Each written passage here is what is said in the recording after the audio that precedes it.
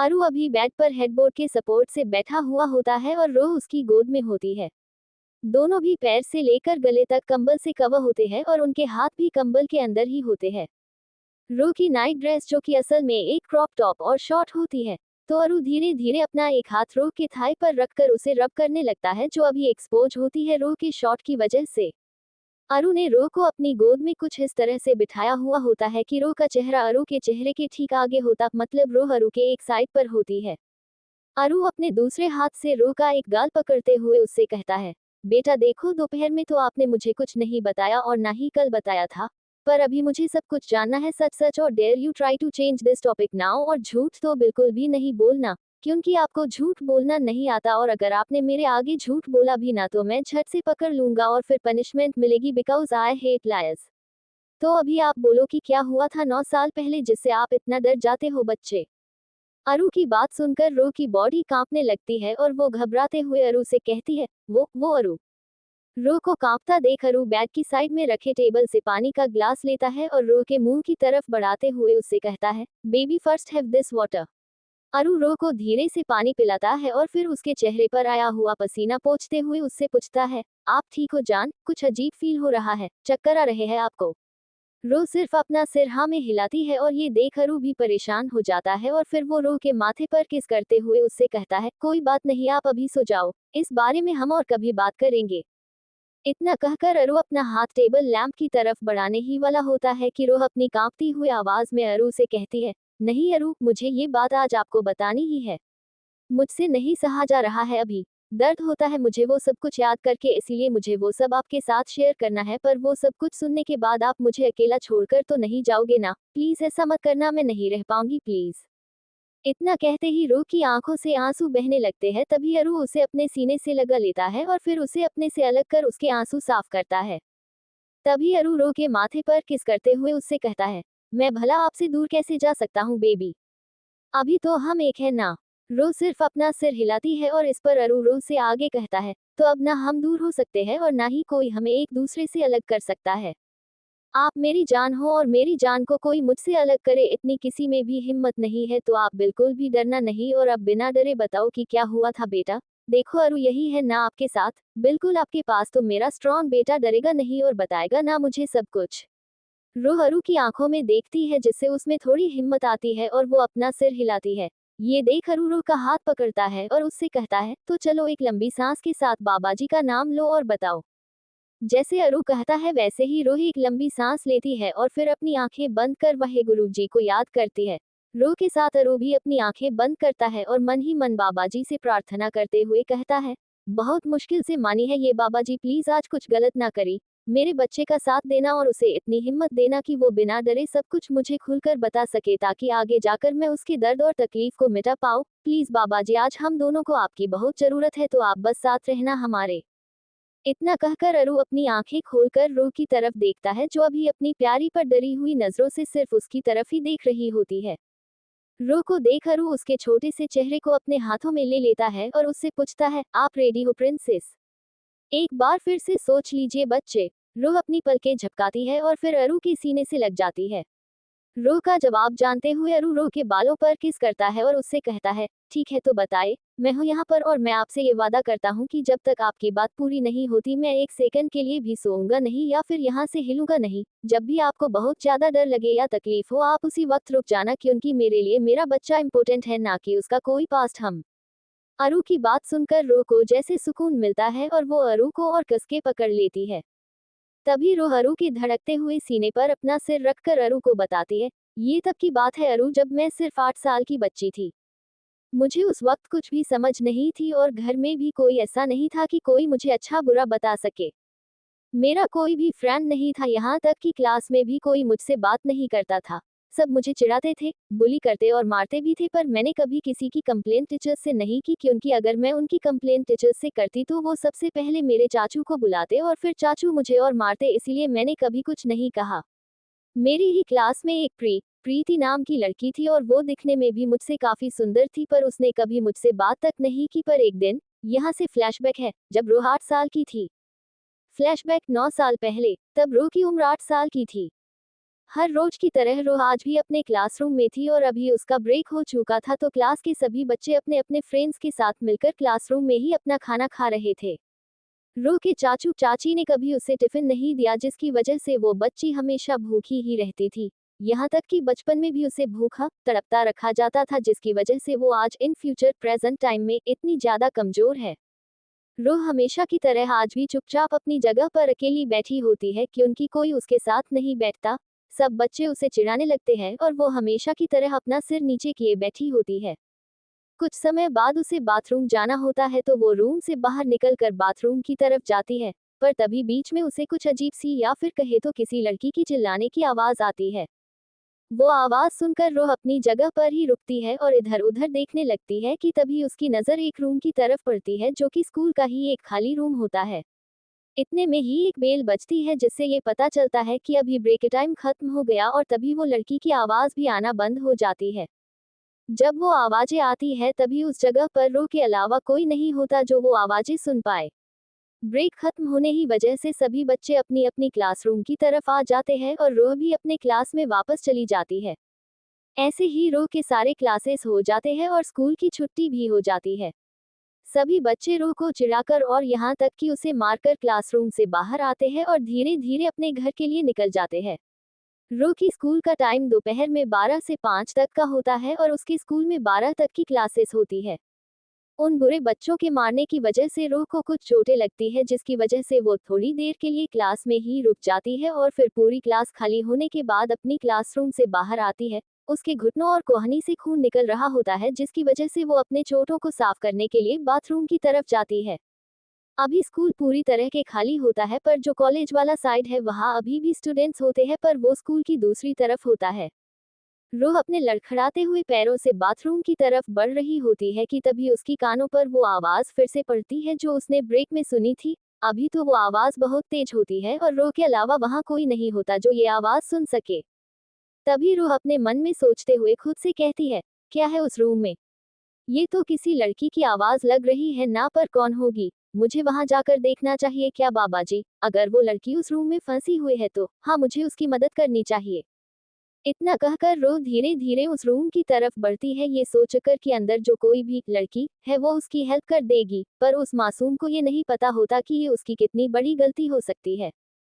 रोह उस रूम के पास जाती है और धीरे से अपने छोटे और नाजुक हाथों से वो दरवाजा खोलती है जो शायद अंदर से बंद नहीं होता। रूम का दरवाजा खोलने के बाद रोह किसी बिल्ली के बच्चे की तरह अंदर की तरफ झांक कर देखती है तो उसे कुछ नहीं दिखता।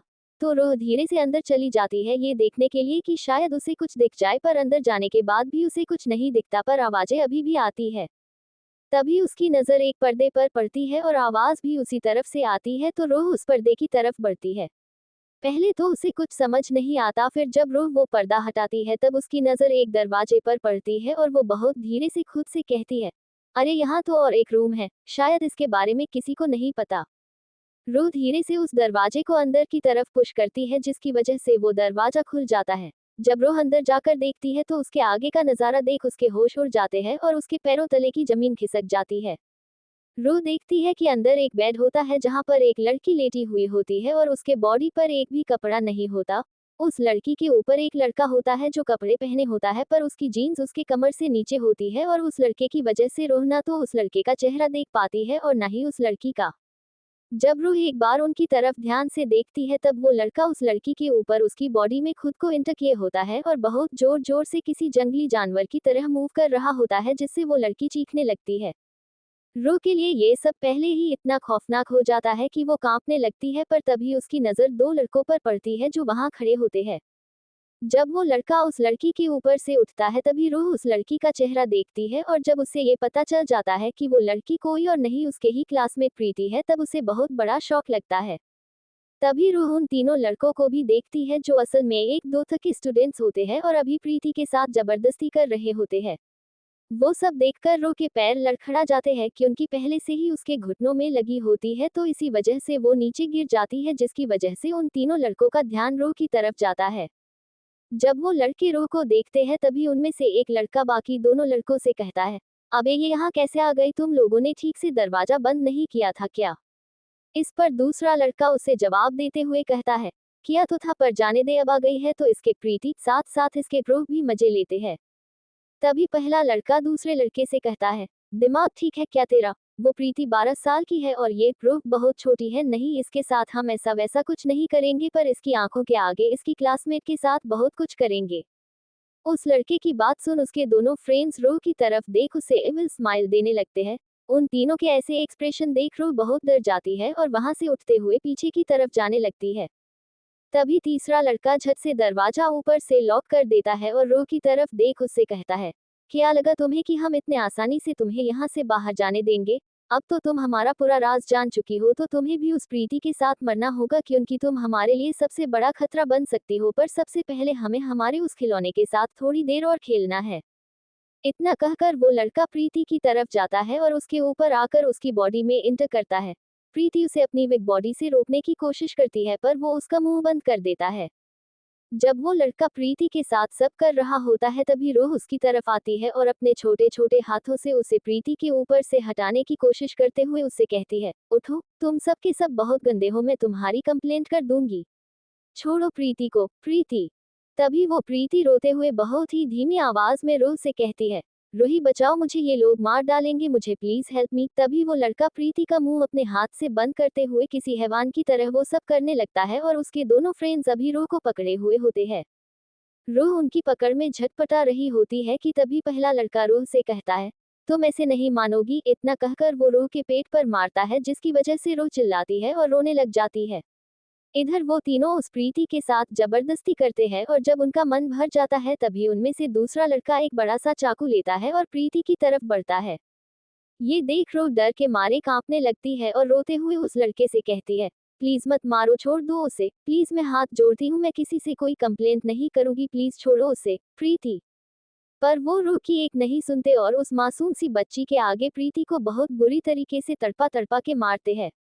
ये सब देख रो बिल्कुल चुप हो जाती है और बिना अपनी पलकें झपकाए प्रीति के बॉडी की तरफ ही देखने लगती है, जो अभी जमीन पर बेजान पड़ी हुई होती है। इतने में ही उन लोगों के कानों पर कुछ आवाजें पड़ती है जो कि दरवाजा ठोकने की होती है और ये देख वो तीनों लड़के घबरा जाते हैं और उनमें से तीसरा लड़का रो की तरफ देख गुस्से में उससे कहता है, ये सब तुमने किया ना, तुमने ही बताया ना सबको, देखो अभी मैं तुम्हारा क्या हाल करता हूँ। इतना कहकर वो लड़का अपनी तेज कदमों से रूह की तरफ बढ़ता है और रूह को उसकी एक बाजू से पकड़ के उसे खड़ा करता है। रूह को तो कुछ होश ही नहीं होता कि उसके साथ क्या हो रहा होता है, वो तो बस प्रीति की तरफ ही देख रही होती है। तभी बिना कुछ सोचे समझे वो लड़का रूह की पेट में वो चाकू घुसा देता है, जिसकी वजह से रूह की एक डरावनी और दर्दनाक चीख निकलती है और वो पीछे की तरफ जाती है और अभी उसकी आंखों से आंसू किसी झरने की तरह बहने लगते हैं। तभी वो लड़का रूह की पेट से चाकू निकालता है, जिसकी वजह से रूह की बॉडी में एक झटका लगता है। उतने में ही दरवाजा खुल जाता है और प्रीति के पेरेंट्स, कुछ टीचर्स, पियून और कुछ स्टूडेंट्स प्रिंसिपल के साथ अंदर आते हैं और वो दिल दहलाने वाला नजारा देखते हैं। तभी वो लड़का रूह को पुश करता है, जिसकी वजह से रूह जमीन पर गिर जाती है। वो लड़का अपने दोनों फ्रेंड्स के साथ भागने ही वाला होता है कि कुछ टीचर्स मेल उन तीनों को पकड़ लेते हैं। जब टीचर्स रूह को खून से लथपथ जमीन पर पड़ा हुआ देखते हैं तभी वो जल्दी से रूह को उठाकर हॉस्पिटल ले जाते हैं और उन लड़कों को पुलिस पकड़ के ले जाती है। रूह के पेट में वो चाकू कुछ इस तरह से लग जाता है जिसकी वजह से उस छोटी सी बच्ची की कंडीशन बहुत क्रिटिकल हो जाती है। सबको तो ऐसे ही लगता है कि इतनी गहरी चोट के बाद रूह का बचना मुश्किल होगा, पर शायद बाबाजी की कुछ खास ही मेहर होती है उस पर कि उसकी जान बच जाती है। पर उसे पूरे एक हफ्ते बाद होश आता है और गहरी चोट होने के कारण उसे 1 महीने तक हॉस्पिटल में ही रखा जाता है। रूह स्कूल की बहुत ही स्मार्ट और इंटेलिजेंट स्टूडेंट्स होती है, जिसकी वजह से उसकी ट्रीटमेंट का पूरा खर्चा स्कूल वालों की तरफ से होता है। उस हादसे में रूह की जान तो बच जाती है, पर उस खौफनाक नज़ारे की वजह से वो पूरी तरह से शांत हो जाती है। रूह तो पहले से ही किसी से बातें तक करती नहीं थी, क्योंकि उससे बातें करने वाला कोई नहीं होता था, पर अभी तो वो सच में चुप हो जाती है। उस नन्ही सी जान के साथ इतना बड़ा हादसा होने के बाद भी उसके चाचू चाची को उस बच्ची पर जरा सा भी तरस नहीं आता और वो हमेशा की तरह उसे ताने मारते हैं, उससे काम करवाते हैं और यहाँ तक कि उसे बेहोश होने तक का मारते हैं। कभी कभी तो रवि अपने गुस्से में रूह के पेट पर ही मारने लगता था, जिसकी वजह से उसे बहुत दर्द होता था और डॉक्टर ने भी पहले ही ये साफ साफ कहा था कि गहरी चोट लगने की वजह से रूह का पेट अभी बहुत कमजोर हो चुका है, अगर उस पर कोई और चोट फिर से लगी तो उसकी जान खतरे में पड़ सकती है। पर डॉक्टर की वार्निंग को अनसुना कर वो लोग रूह की पेट पर किसी पंचिंग बैग की तरह वार करते थे। Flashback and. रो की बात सुनने के बाद तो जैसे अरु सांस लेना ही भूल गया था। उसे अभी भी अपने कानों पर यकीन नहीं हो रहा था जब रोह ने उसे सब कुछ सच सच बताया। अरु ने रोह की तरफ देखा जो अभी बहुत घबराई हुई थी और फिर वो अपने मन में ही सोचने लगता है, इतना कुछ हो गया मेरे बच्चे के साथ। ये सब सुनकर ही मेरे दिल के टुकड़े हो रहे हैं, तो इस छोटी सी जान पर तब क्या गुजरी होगी, कैसे बर्दाश्त किया होगा उसने वो सब। सिर्फ 8 साल की बच्ची और उसके नजरों के आगे इतनी हैवानियत। मेरी बच्ची की मासूमियत छीन ली उन दरिंदों ने, उसकी जान लेने की कोशिश की, इसकी सजा तो जरूर मिले। अरु अपने ही दुनिया में खोया हुआ होता है कि तभी उसे रो की भारी आवाज सुनाई देती है, तो अरु रो की तरफ देखता है जो अभी लंबी सांसें ले रही होती है। रो का चेहरा पूरी तरह से लाल पड़ चुका होता है और आंसुओं की वजह से उसका चेहरा गिला भी होता है। रो को इस हालत में देख अरु का दिल तेजी से दौड़ने लगता है। तभी रो अरु की तरफ देख रोते हुए उससे कहती है, मैंने उसे नहीं बचाया अरु, उसने मुझसे हेल्प मांगी थी और मैंने नहीं की। माँ, मेरी वजह से उसकी जान गई मैं। इससे पहले कि रोह अपनी बात पूरी करे अरु उसे अपने सीने से लगा लेता है और उसकी बैक को रब करते हुए उससे कहता है, नहीं बेबी, इसमें आपकी कोई भी गलती नहीं है।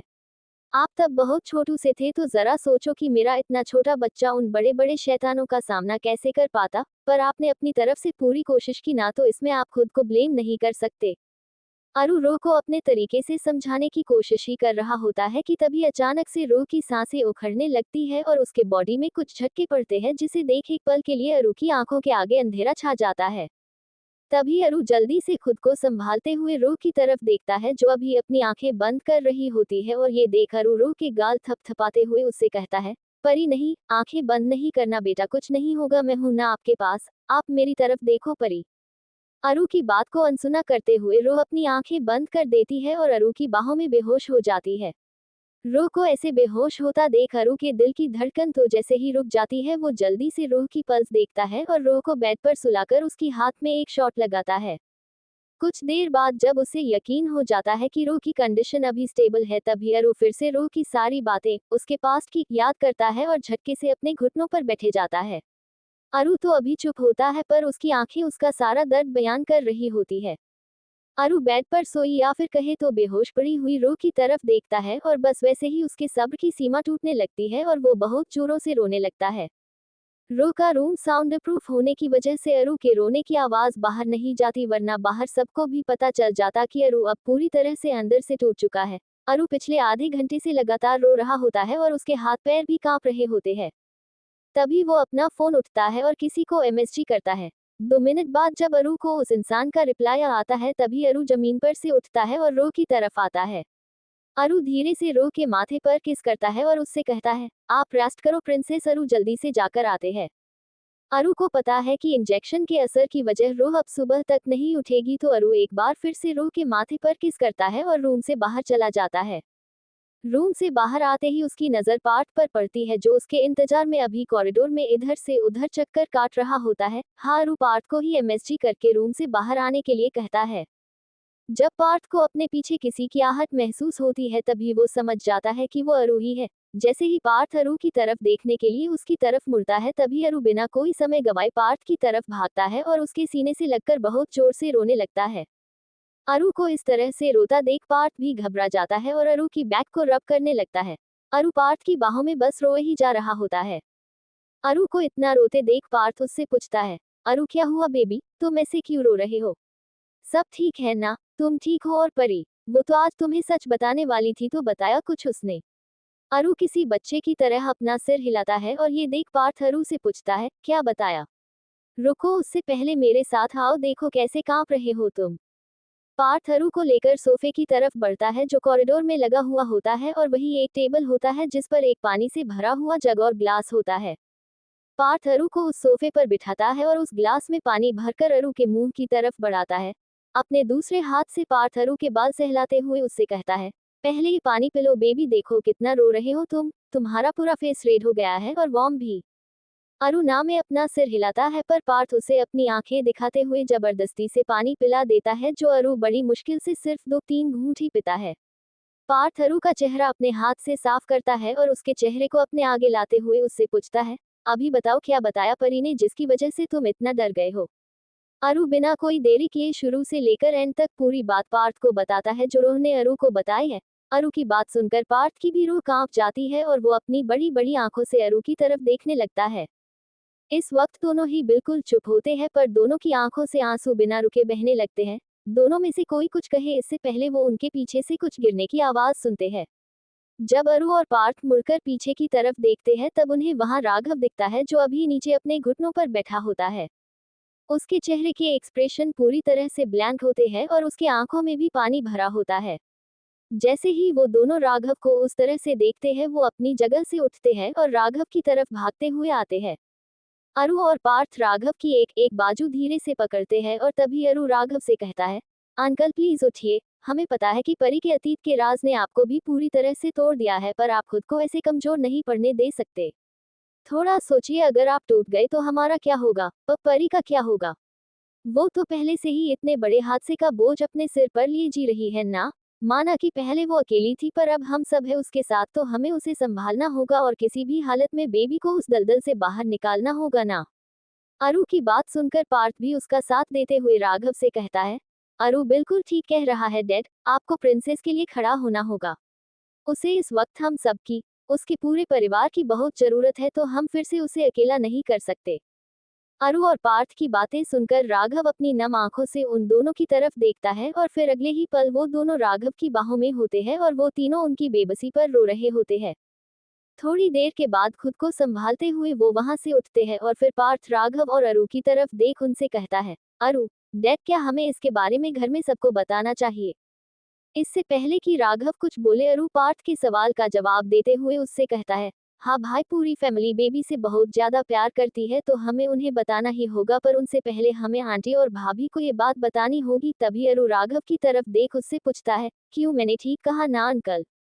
अरु की बात सुनकर राघव उससे सहमत होकर कहता है, हाँ मुझे भी यही ठीक लग रहा है। तभी राघव पार्थ की तरफ देख उससे कहता है, पार्थ, हमें ये बात अभी उन दोनों साक्षी और नीति को बतानी होगी, क्योंकि ये सच में बहुत सीरियस बात है। एक काम करो, तुम नीति और साक्षी को लेकर हमारे रूम में आ जाओ, हम वही उन दोनों को सच बता देंगे। पार्थ राघव की बात सुनकर अपना सिर हाँ में हिलाता है और वहां से अपनी रूम की तरफ चला जाता है। इधर राघव अरु की तरफ देख उससे पूछता है, बेटा परी कैसी है अभी? इस पर अरु राघव से कहता है, अंकल, आज जब उसने मुझे सब कुछ बताया उसके बाद उसे इंटेंस पैनिक अटैक्स आए और ये एक्सपेक्टेड था। मैंने उसे इंजेक्शन दे दिया है, जिसकी वजह से अभी बच्ची को सुबह तक होश आ जाएगा। तभी अरु की आंखों में फिर से आंसू आते हैं और वो रोते हुए राघव से कहता है, उस हादसे में उस लड़की के साथ जो कुछ भी हुआ था उसके लिए परी खुद को ब्लेम कर रही है। मैंने उसे समझाने की बहुत कोशिश की, पर उसके दिमाग में 9 सालों से ये बात बैठ चुकी है कि प्रीति के साथ सब परी की वजह से हुआ है।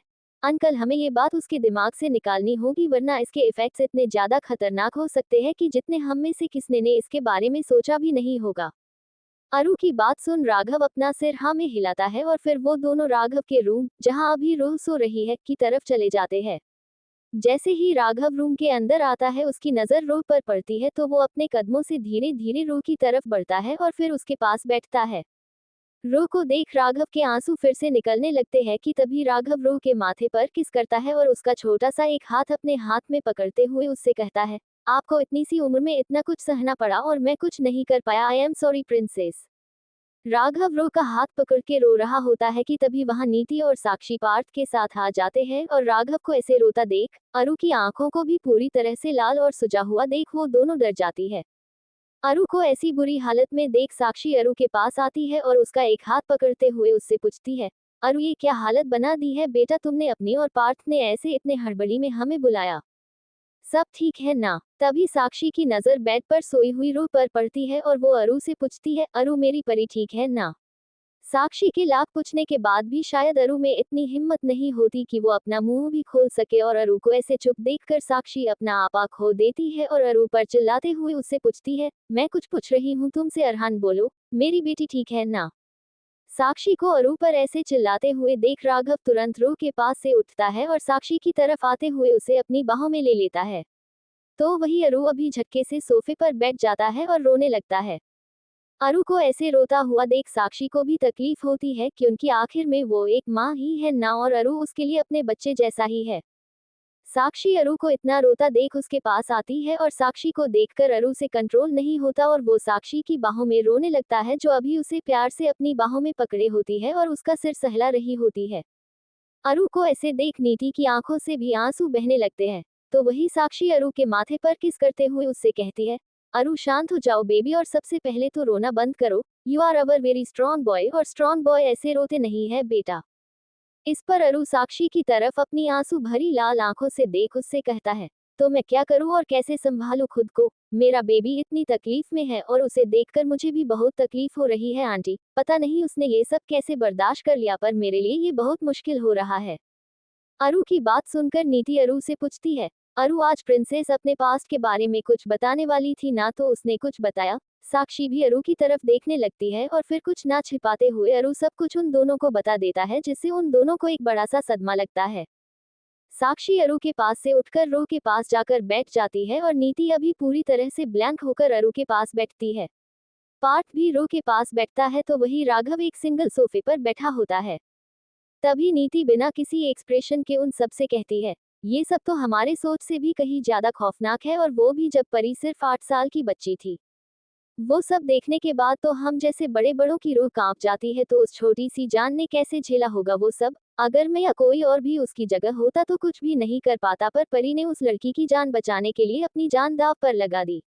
तभी नीति रोते हुए उन सब से कहती है, हम सब प्रिंसेस को वीक समझते हैं, पर वो वीक बिल्कुल भी नहीं है। हाँ, उसकी बॉडी वीक है, पर उस बच्ची का विल पावर हम सबसे कहीं गुना ज्यादा स्ट्रॉन्ग है। बहुत बहुत ब्रेव है हमारा baby, and I feel really proud on her. नीति की बातों से वो चारों सहमत होते हैं और ऐसे ही थोड़ा वक्त बीत जाता है। वो सब अभी भी उसी रूम में बैठे होते हैं और वहाँ कोई भी सोया नहीं होता सिवाय अरु के। बहुत ज्यादा रोने की वजह से अरु की आंखें बहुत लाल और छोटी हो जाती है, तो वही उसका सिर भारी हो जाता है, जिसकी वजह से उसे नींद आने लगती है।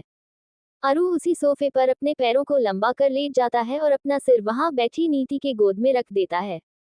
जैसे कि मैंने पहले ही ये बात क्लियर की थी कि रिया, पंखु और नीति के लिए अरु बिल्कुल उनके बच्चे जैसा है, तो वो तीनों अरु को बहुत लाड प्यार करती है। अरु को अपनी गोद में सिर रखकर सोता हुआ देख नीति के चेहरे पर एक हल्की सी स्माइल आती है, तो वही पार्थ का ध्यान जब अरु पर पड़ता है तो वो नीति की तरफ देख धीरे से उससे कहता है, नीति सोने दो उसे और उठाना मत। रो रो कर अपनी हालत खराब कर दी बच्चे ने, अगर थोड़ी देर सोएगा तो अच्छा रहेगा उसके लिए। नीति पार्थ की बात सुनकर अपना सिर हाँ में हिलाती है और अरु के माथे पर एक किस करते हुए उसके घने बालों को सहलाने लगती है। ऐसे ही 1-1.5 घंटा और बीत जाता है और तभी नीति को अचानक से कुछ महसूस होता है, तो वो अपनी एक हथेली अरु के माथे पर रखती है और जैसे ही उसका शक यकीन में बदल जाता है, उसकी आंखें भी बड़ी बड़ी हो जाती है। नीति पार्थ, राघव और साक्षी की तरफ देखती है, जो अभी रो के पास होते हैं और राघव साक्षी को संभाल रहा होता है।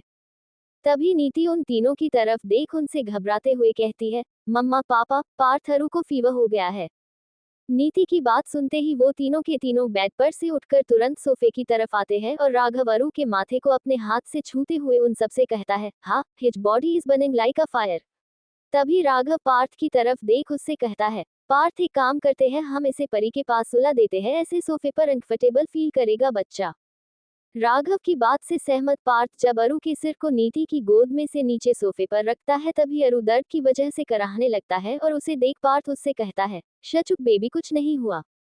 पार्थ की आवाज सुन अरु बहुत धीरे से अपनी भारी आंखें खोलता है और फिर पार्थ की तरफ देख अपनी धीमी आवाज में उससे कहता है, भाई मेरा सिर चकरा रहा है और बहुत दर्द भी हो रहा है। इतना कहकर अरु दर्द की वजह से अपनी आंखें बंद कर लेता है और अरु को ऐसे देख राघव उसके माथे पर किस करता है और उसके बाल सहलाते हुए उससे कहता है, बहुत ज्यादा रोने की वजह से तुम्हारा सिर दर्द हो रहा है बेटा, और देखो क्या हालत बना दी है तुमने अपनी, इतना फीवर हो गया है तुम्हें। अभी तुम बिना कोई नखरे दिखाए चुपचाप फीवर की एक मेडिसिन खा लो और चलकर बेड पर सो जाओ, सुबह तक ठीक हो जाओगे। राघव की बात सुनकर अरु किसी छोटे बच्चे की तरह अपना मुंह बनाते हुए राघव से कहता है, अंकल मैं थोड़ी देर सो जाऊंगा तो मेरा फीवर अपने आप ही ठीक हो जाएगा, उसके लिए मेडिसिन क्यों? आप तो बेकार में ही परेशान हो रहे हो। अरु की बात खत्म होते ही राघव और पार्थ मिलकर धीरे से अरु को बेड पर बिठाते हैं और फिर पार्थ अरु को घूरते हुए राघव से कहता है, ये देखो डैड, ये है हमारे very brave and strict doctor Arhan Malhotra, जो अभी अपने आप को एक बिल्कुल छोटी सी मेडिसिन से बचाने की कोशिश कर रहे हैं। अरु पार्थ की तरफ देख उसे अपना पपी डॉग वाला फेस दिखाता है और ये देख पार्थ अरु से अपनी स्ट्रिक्ट आवाज में कहता है, तुम ना मेरे आगे ज्यादा स्मार्ट बनने की कोशिश मत करो अरु, और अपनी एक क्यूट सी शक्ल तो मुझे दिखाना ही नहीं। देखो कितना बुखार चढ़ गया है और तुम्हें मेडिसिन नहीं खानी। पता है ना कितना रिस्की होता है ये, तुम खुद डॉक्टर होकर मेडिसिन खाने के लिए मुंह बना रहे हो। तभी नीति पार्थ के हाथ में एक मेडिसिन देती है और पार्थ वो मेडिसिन अरु को देते हुए उससे कहता है, चलो चुपचाप ये मेडिसिन खाओ। अरु अपना सिर ना में हिलाता है और ये देख पार्थ को गुस्सा आता है और पार्थ अरु पर थोड़ी ऊंची आवाज में चिल्लाते हुए उससे कहता है, अरु देखो, don't test my patience level, सच बता रहा हूँ बहुत बुरा होगा ये तुम्हारे लिए। अभी मुझे और गुस्सा मत दिलाओ और ये मेडिसिन खा लो, वरना मेरा एक थप्पड़ खाओगे और उसके बाद मैंने भाई वीर को भी बता देना है। अगर भाई को इस बारे में पता चला तो फिर तुम खुद जानते हो कि कैसा तूफान आएगा।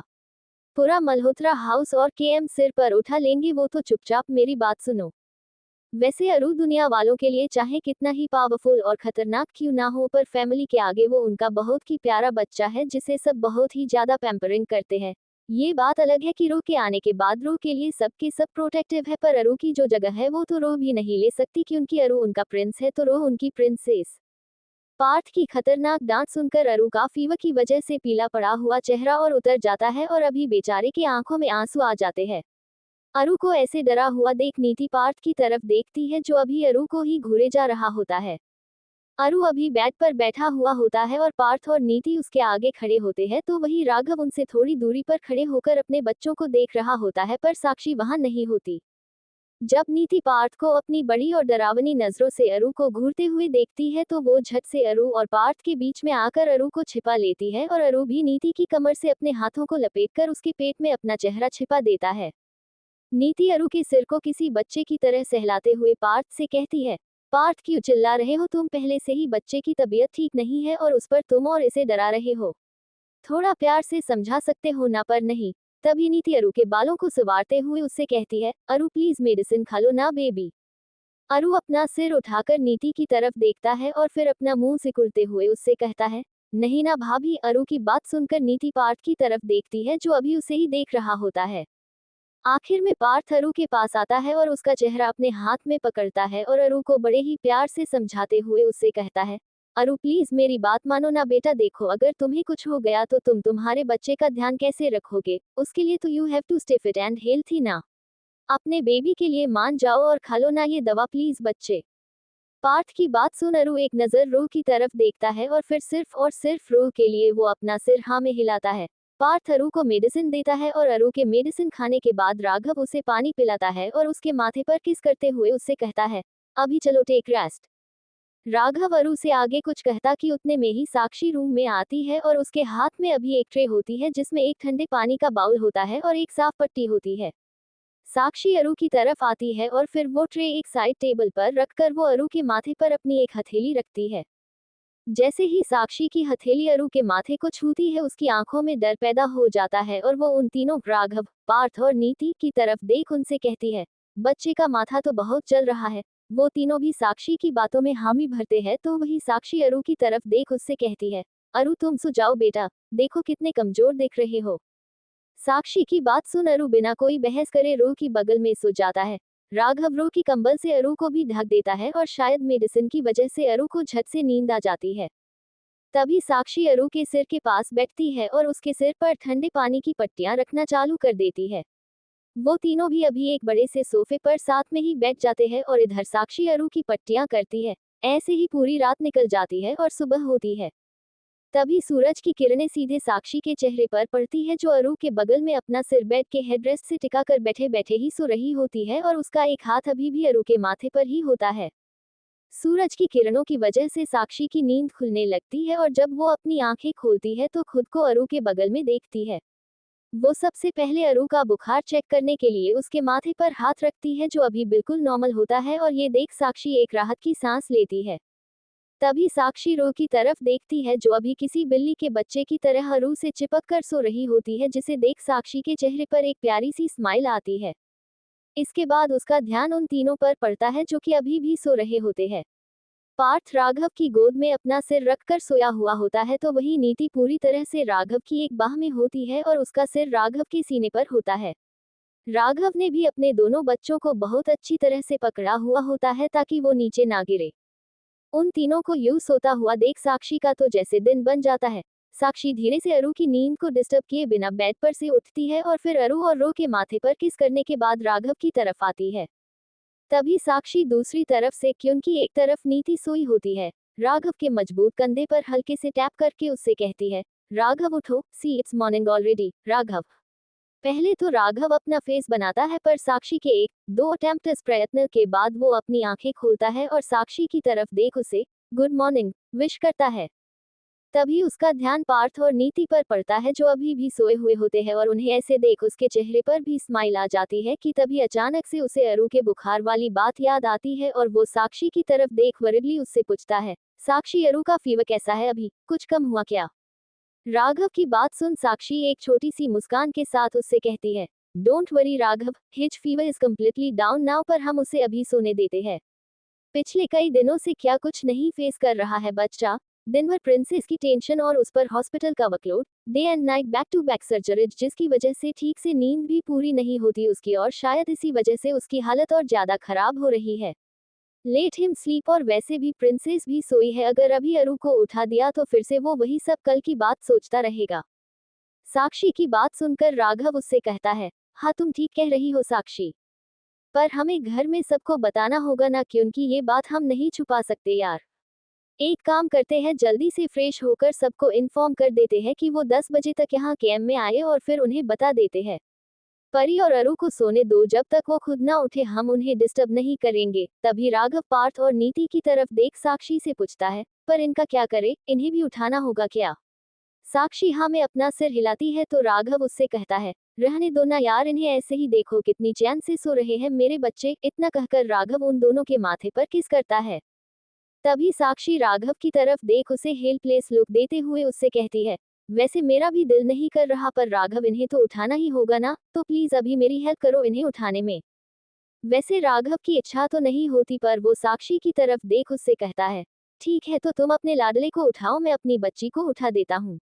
साक्षी राघव को घूरती है, पर राघव साक्षी को इग्नोर करते हुए नीति के बालों को सहलाने लगता है और उससे प्यार से कहता है, नीति बच्चे उठो, देखो सुबह हो गई है बेटा।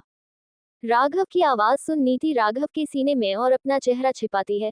उसकी ये प्यारी सी हरकत देख राघव और साक्षी के चेहरे पर एक स्माइल आती है कि तभी साक्षी पीछे से नीति के बालों पर किस करते हुए उससे कहती है, नीति उठो बच्चा।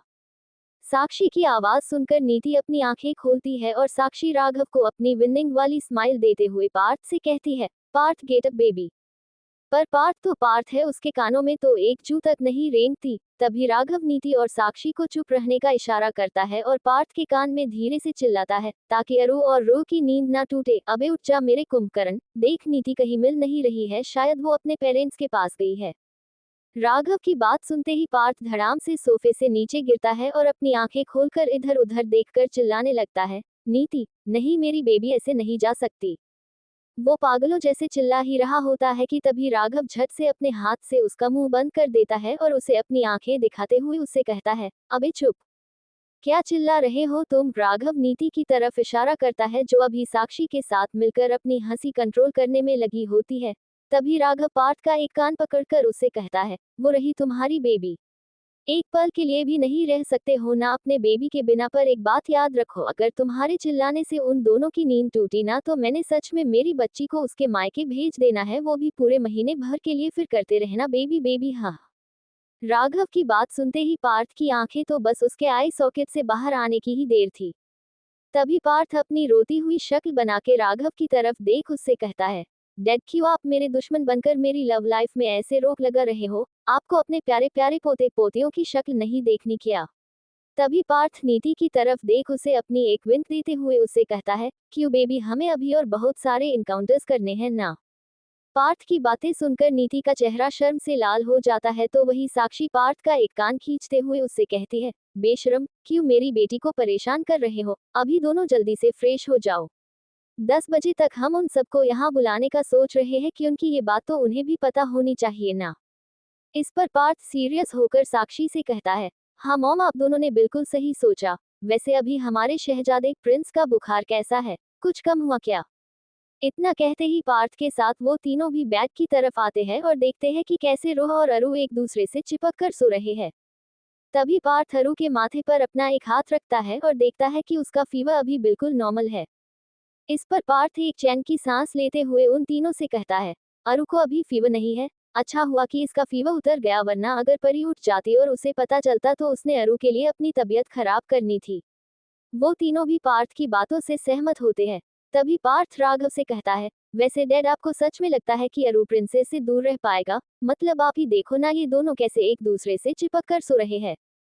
इससे पहले कि पार्थ आगे कुछ और बोलता, राघव पार्थ को घूरते हुए उससे कहता है, अगर तुमने अभी एक शब्द भी बोला ना तो मैंने सच में नीति को उसके घर भेज देना है। राघव की बात सुनते ही पार्थ नीति को अपनी गोद में उठाता है और वहां से अपने रूम में भाग जाता है। राघव और साक्षी उनकी तरफ देख हंसते हैं और फिर वो भी अरु और रो के माथे पर किस करने के बाद उनके दूसरे रूम में चले जाते हैं। ऐसे ही वक्त बीत जाता है और 10 बजे तक सभी केम आ जाते हैं। तब राघव उन्हें सब कुछ बता देता है, जिससे उन सबको खासकर गर्ल्स को बहुत बड़ा शौक लगता है। उसके बाद पार्थ उन्हें अरु के फीवर की बात भी बताता है, जिसे सुनकर मल्होत्रा फैमिली डर जाती है, पर वीर पूरी तरह से बौखला जाता है कि उसके बच्चे की तबीयत खराब थी और उसे पता भी नहीं। तभी राघव उसे समझाता है, जिससे वीर शांत तो हो जाता है, पर अरु से मिलने की बात करता है। पर तभी रोहन वीर को रोक लेता है और उससे कहता है कि जब अरु उठ जाएगा तब वो सब अरु से मिलेंगे और अभी उन दोनों अरु और रोह को कोई भी डिस्टर्ब नहीं करेगा। इधर रोह के रूम में रोह और अरु बहुत आराम से एक दूसरे की बाहों में सो रहे होते हैं कि तभी रोह की नींद खुलने लगती है और उसे अपनी छोटी और नाजुक सी बॉडी पर किसी का भार महसूस होता है। तभी रोह बहुत धीरे से अपनी आंखें खोलती है और आगे देखती है तो उसे अरु का चौड़ा और मजबूत सीना दिखता है। जब रोह अरु और उसकी पोजीशन देखती है तो उसके चेहरे पर एक स्माइल आती है, क्योंकि अभी रोह का हाथ अरु के पेट से लिपटा होता है तो वही अरु अभी आधे से ज्यादा रोह पर सोया हुआ होता है। अरु का एक पैर बेड पर होता है तो वही उसका दूसरा पैर रोह के थाई पर होता है। रोह ने भी शॉर्ट पहना था और अरु ने भी, तो उसकी वजह से दोनों की ही बॉडी एक दूसरे से टच हो रही थी। अरु का हाथ रोह की खुली कमर पर उससे लिपटा हुआ था और दोनों की ही कमर से नीचे की बॉडी एक दूसरे से पूरी तरह से चिपकी हुई थी। रोह अरु की भारी बॉडी की वजह से अपने आप को जब पूरी तरह से कैद पाती है तो उसके मुंह पर छोटा सा पाउट बनता है और वो अरु के सीने पर से अपना सिर किसी बिल्ली के बच्चे की तरह बाहर निकालती है। तभी उसकी नजर अरु के चेहरे पर पड़ती है, जो अभी उसके बहुत बहुत करीब होता है। तभी रोह बिना अपनी पलकें झपकाए अरु के चेहरे को बड़ी ही बारीकी से देखने लगती है। सबसे पहले रोह की नजर अरु के होठों पर पड़ती है, जो कि नेचुरली पिंक कलर के और पतले होते हैं। उस पर अरु की हल्की सी बियर्ड, अरु की स्टेबल बियर्ड स्टाइल शेविंग थी। अरु के गोरे चेहरे पर वो बहुत ही ज्यादा जच रही थी। तभी अचानक से रोह की नजर अरु के नीचे वाले होंठ पर पड़ती है, जहां उसके होंठ के बिल्कुल किनारे पर एक बहुत ही छोटा सा तिल है, जो कि बहुत ही गौर से देखने पर ही दिखता है। अरु का वो तिल तो जैसे उसके चाम में चार चांद लगा रहा था। तभी रोह अरु के गालों पर अपना हाथ रखती है, जो बिल्कुल सॉफ्ट सॉफ्ट थे और अरु के गालों पर एक छोटा सा दाग धब्बा भी नहीं था। बिल्कुल क्लीन स्किन थी अरु की। अरु के गालों के बाद उसकी नजर अरु के नाक पर पड़ती है, जो बिल्कुल सीधी है, पर हर वक्त उस पर गुस्सा अपना डेरा जमाए बैठा होता है। फिर रोह की नजर उसके बंद आंखों पर पड़ते हुए अरु के माथे पर जाकर रुकती है, जिस पर अभी उसके बाल आ रहे थे। वैसे देखा जाए तो अरु अभी बहुत बहुत क्यूट और हैंडसम लग रहा था। अरु सोते हुए बिल्कुल किसी बच्चे की तरह बहुत प्यारा और मासूम दिख रहा होता है, जो रोह को कुछ सोचने पर मजबूर कर देता है। तभी रोह अपना क्यूट सा फेस बनाती है और कहती है, दिस इज नॉट फेयर ना बाबा जी, ये तो मेरे से भी बहुत बहुत ज्यादा क्यूट है और देखो कैसे छोटू बेबी की तरह सो रहे हैं। बाबा जी ये अभी इतने प्यारे लग रहे हैं, पर जब ये मुझे डांटते हैं तभी कितने डरावने लगते हैं, मुझे तो डर लगता है। हाँ, पर जो भी है, जैसे भी है, सिर्फ और सिर्फ मेरे ही है। मैं मेरे अरु को किसी से शेयर नहीं करूंगी, किसी से भी नहीं। इतना कहकर रोह सबसे पहले अरु के माथे पर किस करती है, फिर उसकी बंद आंखों की दोनों पलकों से होते हुए उसके गालों पर। इतना ही नहीं, रोह अरु की नाक पर भी किस करती है और आखिर में रोह अरु के होठों की तरफ देखती है और फिर उसके होठों पर बार बार बेबी किस करती है। जब वो फिर से किस करने वाली होती है कि तभी अरु उठ जाता है और रोह के ऊपर आकर उसे अपने अंदर ले लेता है। ये सब इतने जल्दी होता है कि रोह को कुछ समझ में ही नहीं आता, पर जब वो अरु को अपने ऊपर देखती है तब अरु को अपने तरफ देख वो घबरा जाती है। तभी रोह अपना क्यूट सा मुंह बनाते हुए अरु से कहती है, आप जाग रहे थे, मुझे तो लगा आप सो रहे हो। तभी रोह अपनी आंखें छोटी करती है और अरु की तरफ थोड़े गुस्से भरी अंदाज में देखते हुए उससे कहती है, हाँ, इसका मतलब आप नाटक कर रहे थे सोने का? तो फिर आपने मेरी बातें भी सुनी होगी, आपने सच में मेरी सारी बातें सुन ली? रोह अपनी मासूमियत भरी आंखों से अरु की तरफ देखती है। इस पर अरु रोह के गालों को अपने अंगूठे से रब करते हुए उससे कहता है, हाँ, मैंने तो आपकी सारी बातें सुन ली, जो आपने कही थी वो भी और जो आपने नहीं कही वो भी। तभी अरु अपनी एक भौं ऊपर उठाते हुए रू से पूछता है, वैसे आप मुझे एक बात बताइए मेरा छोटू बेबी कि ये आप मेरे साथ क्या कर रहे थे जब मैं सोया हुआ था। आप तो मेरा खुलेआम फायदा उठा रहे थे, आपको पता भी है ये कितनी गलत बात है, ऐसे सोते हुए किसी का फायदा नहीं उठाते। इस पर रूह इनोसेंटली अरु की तरफ देख उससे कहती है, पर मैं तो सिर्फ आपको किसी ही कर रही थी, सच्ची मैंने इससे ज्यादा कुछ नहीं किया। रू की बात सुनते ही अरु का दिल करता है कि वो इसी वक्त फिर से उसे अपना बना ले, पर उसे पता है कि रूह अभी फिजिकली वीक है। अरु रू की तरफ देख उससे कहता है, आपने मुझे किसी की, वो भी बिना मेरी परमिशन के, तो इसका मतलब आपको सजा तो मिलेगी। इतना कहकर अरु अपने होंठ रू के होंठों पर रख देता है और उसे किस करने लगता है। अरु का ये कदम देखकर एक सेकंड के लिए तो रू चौंक जाती है, पर अगले ही पल वो अपने एक हाथ को अरु की गर्दन के पीछे लपेट देती है, तो वही उसका दूसरा हाथ अरु के घने बालों में जाता है और रूह भी अरु को रिस्पॉन्स करने लगती है। अरु उसे बिना रुके पैशनेटली किस कर रहा होता है, पर अगले ही सेकंड वो रूह को बहुत वाइल्डली किस करने लगता है।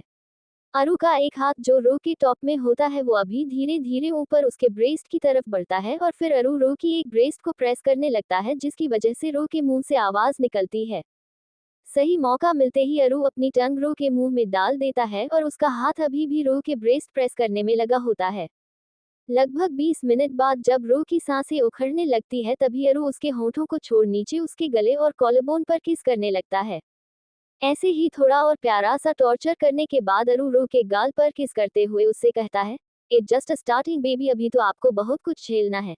एक बार हमारी शादी हो जाए फिर देखो, मैं आपको बेड से नीचे ही नहीं उतरने दूंगा। अरु की बात सुनकर रो को कुछ समझ नहीं आता, तो वो अपने भोलेपन में अरु की तरफ देख उससे पूछती है, क्यों, हमारी शादी होने के बाद क्या हम दोनों दिन भर सोए ही रहेंगे। रो की बात सुनकर अरु को एक पल के लिए हंसी आती है और फिर अरु रो की कमर को सहलाते हुए उससे कहता है, नहीं, शादी के बाद दिन भर कौन सोता है यार, हाँ दिन भर रोमांस जरूर होता है और हमारे केस में भी यही होगा। After our marriage I am not going to leave you baby. We will do lots of stuffs on our bed. मैंने आपको बिल्कुल भी मतलब एक सेकंड के लिए भी नहीं छोड़ना है बच्चे। इतना कहकर अरु रो के कपड़े पर से ही उसके ब्रेस्ट पर किस करता है, जिससे रो के पेट में गुदगुदी होने लगती है। तभी अरु रो के ऊपर से उठता है और उसे अपनी बाहों में उठाकर बाथरूम के अंदर ले जाता है। बाथरूम में भी वो दोनों साथ में ही ब्रश करते हैं और फिर बहुत सारे रोमांस के साथ दोनों साथ में शॉवर लेते हैं। बेचारी बच्ची, अरु उसे एक पल के लिए भी छोड़ता नहीं है और सच कहे तो रूह को भी अरु का प्यार, उसकी इतनी केयर और अटेंशन बहुत अच्छी लग रही होती है, जिसकी वजह से रूह भी अरु को रोकती नहीं है और वो जो करना चाहता है उसे करने देती है। बाथरूम में अपनी और रूह की बॉडी को क्लीन करने के बाद अरु रूह को अपनी बाहों में उठाकर रूम में लाता है और फिर उसे उतने ही प्यार के साथ रेडी भी कर देता है और उसके साथ खुद भी रेडी हो जाता है। आखिर में अरु रूह को उसके प्यारे से बनी क्रैबिट वाले स्निकर्स पहनाता है और खुद अपने शूज पहन के रूह के होठों पर एक डिप किस करता है और उससे कहता है, see here my baby is all ready to go down. आप तो इतने प्यारे लग रहे हो कि किसी की भी नजर लग जानी है आपको, बट कोई बात नहीं, मैं हूं ना आपको प्रोटेक्ट करने के लिए। तो अभी नीचे चले मेरी जान, देखो 12:30 बज रहे हैं और अब तक आपके पेट में कुछ भी नहीं है। चलो जल्दी जल्दी वरना फिर चक्कर आने लगेंगे आपको। अरु अपनी बात पूरी करते ही रूह को अपनी गोद में उठाने ही वाला होता है कि रूह एक कदम पीछे चली जाती है और अपना मुंह बनाते हुए अरु से कहती है, गोदी में नहीं, मुझे पिंगी बैक वाली राइड चाहिए आपकी पीठ पर, क्या आप मुझे उठाओगे। तभी रूह के दिमाग में एक बात आती है जिसकी वजह से उसका फूलों सा खिला खिला चेहरा उतर जाता है और वो अरु की तरफ देख उससे कहती है, नहीं आप नहीं उठाओगे, क्योंकि उसके लिए आपको झुकना होगा और मैंने सुना है कि आप किसी के आगे नहीं झुकते हो, तो मेरे लिए क्यों करोगे। पहले तो रो की क्यूट सी फरमाइश सुनकर अरु के चेहरे पर स्माइल आती है, पर रो की आगे की बात सुनकर अरु के चेहरे के एक्सप्रेशन बदल जाते हैं। इससे पहले कि रो अपना एक कदम भी आगे बढ़ाती, अरु रो के आगे अपनी पीठ करके बैठ जाता है। पहले तो रो को कुछ समझ में नहीं आता, तभी अरु थोड़ा पीछे मुड़कर रो की तरफ देखते हुए उससे कहता है, आपको ऐसे ही खड़ा रहना है बच्चे, पैरों में दर्द होगा आपके, तो आओ जल्दी से, आपको पिंगी बैक राइड चाहिए ना।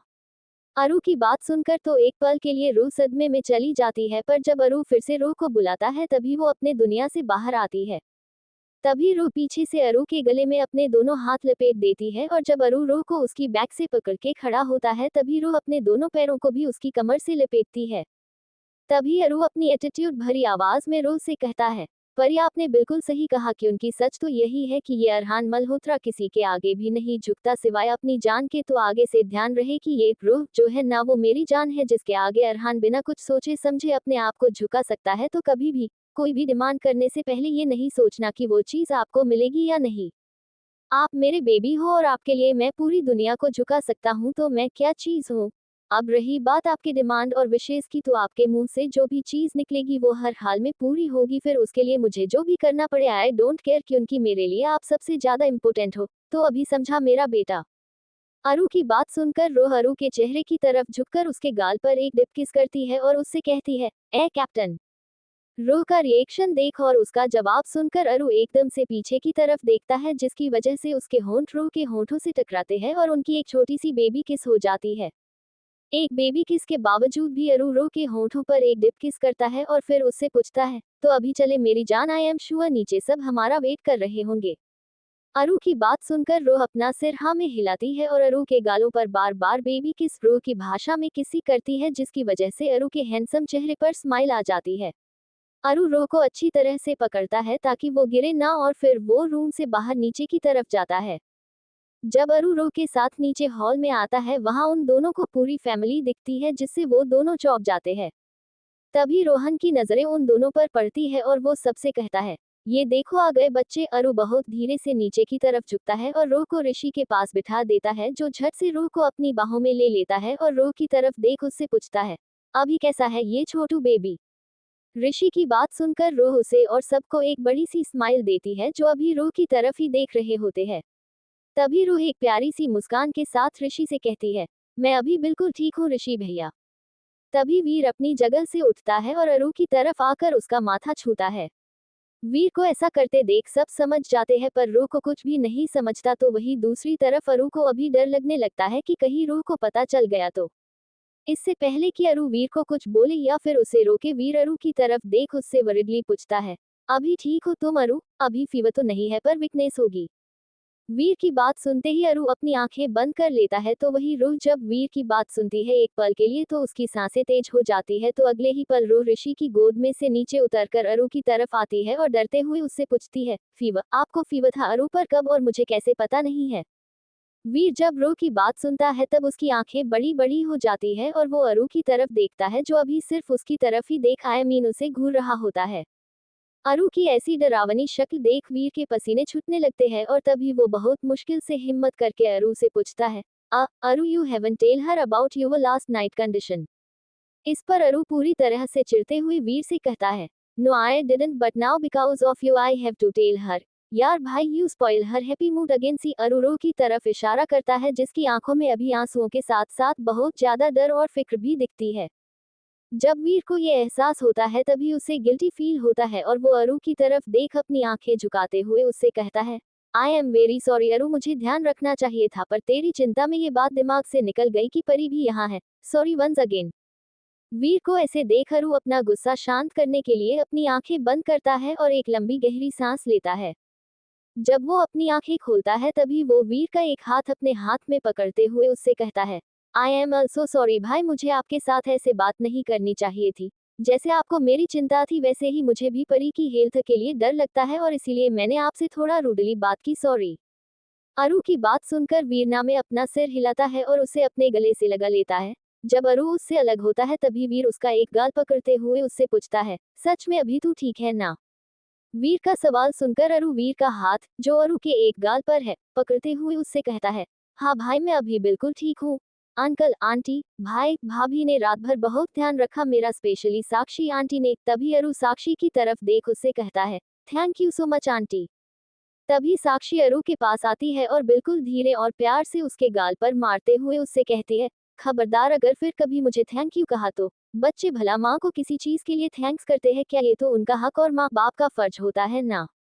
अरु अपना सिर हिलाता है और साक्षी उसके माथे पर किस करती है। रोज जो इतनी देर से सब कुछ सुन रही होती है, अभी उसे देख ऐसे लगता है कि जैसे उसके सब्र का बांध अभी टूटने ही वाला है और फिर वो अपने गुस्से में आकर बहुत जोर से चीखती है और कहती है, स्टॉप इट। रू की चीख सुनकर सबके सब वही रुक जाते हैं और जब अरु रू की तरफ देखता है वो खुद बुरी तरह से डर जाता है, क्योंकि अभी बहुत ज्यादा गुस्से की वजह से रू का चेहरा पूरी तरह से लाल हुआ होता है और गुस्से की वजह से उसका पूरा शरीर भी कांप रहा होता है। रू को ऐसे देख सबके सब डर जाते हैं और जब अरु रू की तरफ बढ़ते हुए उससे कहता है, बे अरु की बात पूरी होने से पहले ही रूह अरु को अपना हाथ दिखा के वही रोक देती है और अपनी ज्वालामुखी जैसी लाल आंखों से उसकी तरफ देख उससे कहती है, मेरे पास भी नहीं आना आप और नहीं हूं मैं आपकी बेबी। रूह की बात सुन के तो एक पल के लिए अरु का सिर चकरा जाता है और उसके पैर लड़खड़ा जाते हैं, जिसकी वजह से वो अपना बैलेंस खो देता है और नीचे गिरने ही वाला होता है कि तभी माही और अक्ष झट से अरु को पकड़ लेते हैं। अरु को गिरता देख रूह भी डर जाती है और जब माही और अक्ष अरु को संभाल लेते हैं तभी उसके जान में जान आती है। पर अभी भी रूह का गुस्सा जरा सा भी कम नहीं होता कि तभी अरु फिर से अपनी आंसू भरी आंखों से उसकी तरफ देख उससे कहता है, आप ऐसे क्यों बोल रहे हो, पर आप मेरे बच्चे हो। तभी रूह फिर से चिल्लाते हुए अरु से कहती है, मैं आपका बच्चा हूं ना, तो फिर कोई आपने बच्चे से बात छुपाता है क्या। नहीं ना, पर देखो आपने मुझे कल के बारे में कुछ बताया ही नहीं। ठीक है, मानती हूँ कि कल मैं सो रही थी तो आप लोगों ने मुझे डिस्टर्ब नहीं किया, पर जब मैं उठी तभी भी आपने मुझे नहीं बताया कि कल आपको फीवर था, आपकी तबीयत खराब थी। वो तो भाई वीर ने ये बात छेड़ी इसीलिए मुझे पता चला, वरना आपका तो कोई भी प्लान नहीं था मुझे बताने का, राइट। मुझे 110% यकीन है कि आपकी तबीयत सिर्फ मेरे वजह से खराब हुई है। मेरी केयर करते करते आप खुद को भूल जाते हो। मैं रिस्पॉन्सिबल हूँ कल के लिए, सिर्फ और सिर्फ मैं। रूह को अपने आप पर इतना ज्यादा गुस्सा आता है कि उसका दिमाग काम करना ही बंद कर देता है। वैसे घर में सब रूह को प्यार से छोटा शैतान बुलाते हैं, पर वो सच में एक छोटा शैतान और डेविल प्रिंसेस है जो अगर अपनी जिद और गुस्से में आ गई तो अरु से भी कहीं ज्यादा खतरनाक हो सकती है। अभी शायद कुछ वैसा ही होने वाला था क्योंकि रूह का गुस्सा अभी उसकी कंट्रोल से पूरी तरह से बाहर हो चुका था। वैसे तो रूह को अरु की तरह जल्दी गुस्सा नहीं आता, पर हाँ अगर एक बार आ गया तो उसका गुस्सा शांत कराना बहुत मुश्किल है, जो कभी भी ज्वालामुखी बनकर फट सकता है और गुस्से में रूह को ये भी पता नहीं चलता कि वो क्या कर रही है। इस वक्त भी रूह का गुस्सा उस पर इतना हावी हो गया कि उसने टेबल पर जितने भी कांच के ग्लास पड़े थे वो उठाकर जमीन पर फेंकना शुरू कर दिया। सभी जो अभी एक तरफ खड़े होकर रूह के लिए परेशान हो रहे थे रूह की ऐसी हरकत देखकर डर गए, तो वही अरु की आंखें फटी की फटी ही रह गई। अभी पूरी फैमिली रूह में अरु को देख सकती थी कि उनकी गुस्से में अरु भी कुछ इसी तरह से चीजों को तोड़फोड़ करता है। रूह क्यों क्यों चिल्लाने के साथ साथ रो रही थी और गुस्से में वो ग्लास तो फेंक ही रही थी, पर साथ में उसके हाथ में जो भी आता था वो भी फेंक रही थी। रूह को तो इतना भी होश नहीं था कि वो कितने पास में खड़ी है जिसकी वजह से उसे चोट भी लग सकती है, पर ये बात अरु और बाकी घर वालों के दिमाग में आ रही थी। वो और ज्यादा घबरा रहे थे कि कहीं रूह खुद को हट ना कर दे। तभी उन सबका और अरु का ध्यान टेबल पर पड़े चाकू पर गया जो कि बहुत ज्यादा तेज था, और ये देख उन सबकी सांसें जैसे थम सी गई। रूह का ध्यान उस चाकू पर नहीं था, वो तो बस रो रही थी, पर इधर अरु के दिल की धड़कन तेज हो रही थी। तभी अरु रूह की तरफ देख रिक्वेस्ट करते हुए उससे कहता है, प्लीज रुक जाइए बेबी, देखो मैं सॉरी हूँ, आई प्रॉमिस आगे से ऐसा कुछ नहीं होगा और मैं आपसे कुछ भी नहीं छुपाऊंगा। स्टॉप इट, बच्चे लग जाएगी आपको बेटा, प्लीज रुक जाओ ना।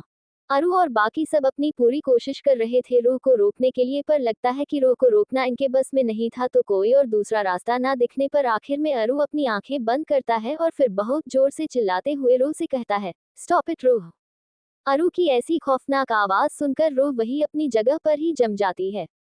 जब सब अरु की तरफ देखते हैं तो उन्हें ये जानने में जरा सी भी देर नहीं लगती कि अरु अभी अपने डेविल मोड में है, और यहाँ तक कि अभी अरु की आंखें भी आग उगल रही होती है। सबको अब रूह के लिए डर लगता है कि कहीं अरु कुछ कर ना दे रूह को। तभी अरु अपने तेज कदमों से रूह की तरफ आता है जो अभी चुपचाप वही खड़ी होती है और अरु की तरफ ही देख रही होती है। अभी रूह की आंखों में गुस्सा नहीं पर डर होता है जो सब साफ साफ देख पा रहे थे। अरु रूह की तरफ आता है और उसके हाथ से ग्लास लेता है जो रूह ने पकड़कर रखा होता है। रूह के बिल्कुल थोड़ी दूरी पर वो कांच के टुकड़े पूरे जमीन पर बिखरे हुए होते हैं। वो तो अच्छा है कि रूह के पैरों में स्निकर्स होते हैं, वरना उसके पैरों में अब तक ना जाने कितनी चोट लग चुकी होती। अरु रूह को अपनी बाहों में उठाकर सोफे की तरफ ले आता है जहां अभी सब लोग होते हैं, और फिर वो रूह को सोफे पर बिठाकर रूह के हाथों और पैरों को चेक करने लगता है कि कहीं उसे चोट तो नहीं लगी। तभी अरु का ध्यान रूह की इंडेक्स फिंगर की तरफ पड़ता है जिस पर अभी एक छोटा सा कट होता है जो शायद कांच की वजह से बना हो। रूह की चोट देखते ही अरु पागल हो जाता है और उस पर चीखते हुए उससे पूछता है, क्या है ये, चोट लगी है आपको? मैंने बोला था ना कि रुक जाओ चोट लग जाएगी, पर आपने मेरी एक बात नहीं सुनी। अभी अच्छा लग रहा है आपको, बोलिए। रूह कुछ नहीं बोलती और अपनी चोट की तरफ देखती है। तभी अरु थोड़ी ऊंची आवाज में चीखता है, रामू काका फर्स्ट एड बॉक्स लेकर आओ जल्दी। अरु का ऑर्डर सुनते ही रामू काका, जो इस घर के बहुत ही वफादार और पुराने नौकर है, जल्दी से अरु को फर्स्ट एड किट लाकर देते हैं और जब अरु रो का हाथ पकड़ता है उसकी चोट साफ करने के लिए, तभी रो अरु के हाथ से अपना हाथ वापस खींच लेती है, जिसे देख अरु का गुस्सा अभी 7वें आसमान पर पहुंच जाता है। तभी अरु रो की तरफ देख उसे अपनी डरावनी नजरों से घूरते हुए अपनी कोल्ड आवाज में उससे कहता है, परी हाथ दिखाओ आप मुझे अपना। रो अपना सिर ना में हिलाते हुए उससे कहती है, नहीं मैं नहीं दिखाऊंगी और मुझे नहीं करवानी कोई ड्रेसिंग और ना ही आपसे या फिर किसी से बात करनी है। रो की बात सुनकर माही मयंक के कानों में धीरे से कहता है, मामू ये रू पहले से ही अपने डेविल अवतार में है और ऊपर से बेबी उसे और गुस्सा दिला रही है। मुझे ना अभी बच्ची के लिए बहुत डर लग रहा है, अगर इस हैवान का गुस्सा उस छोटी सी बच्ची पर निकल गया तो। माही की बात सुन मयंक उससे कहता है, यार सच कहूँ तो आज मुझे भी अरू से डर लग रहा है।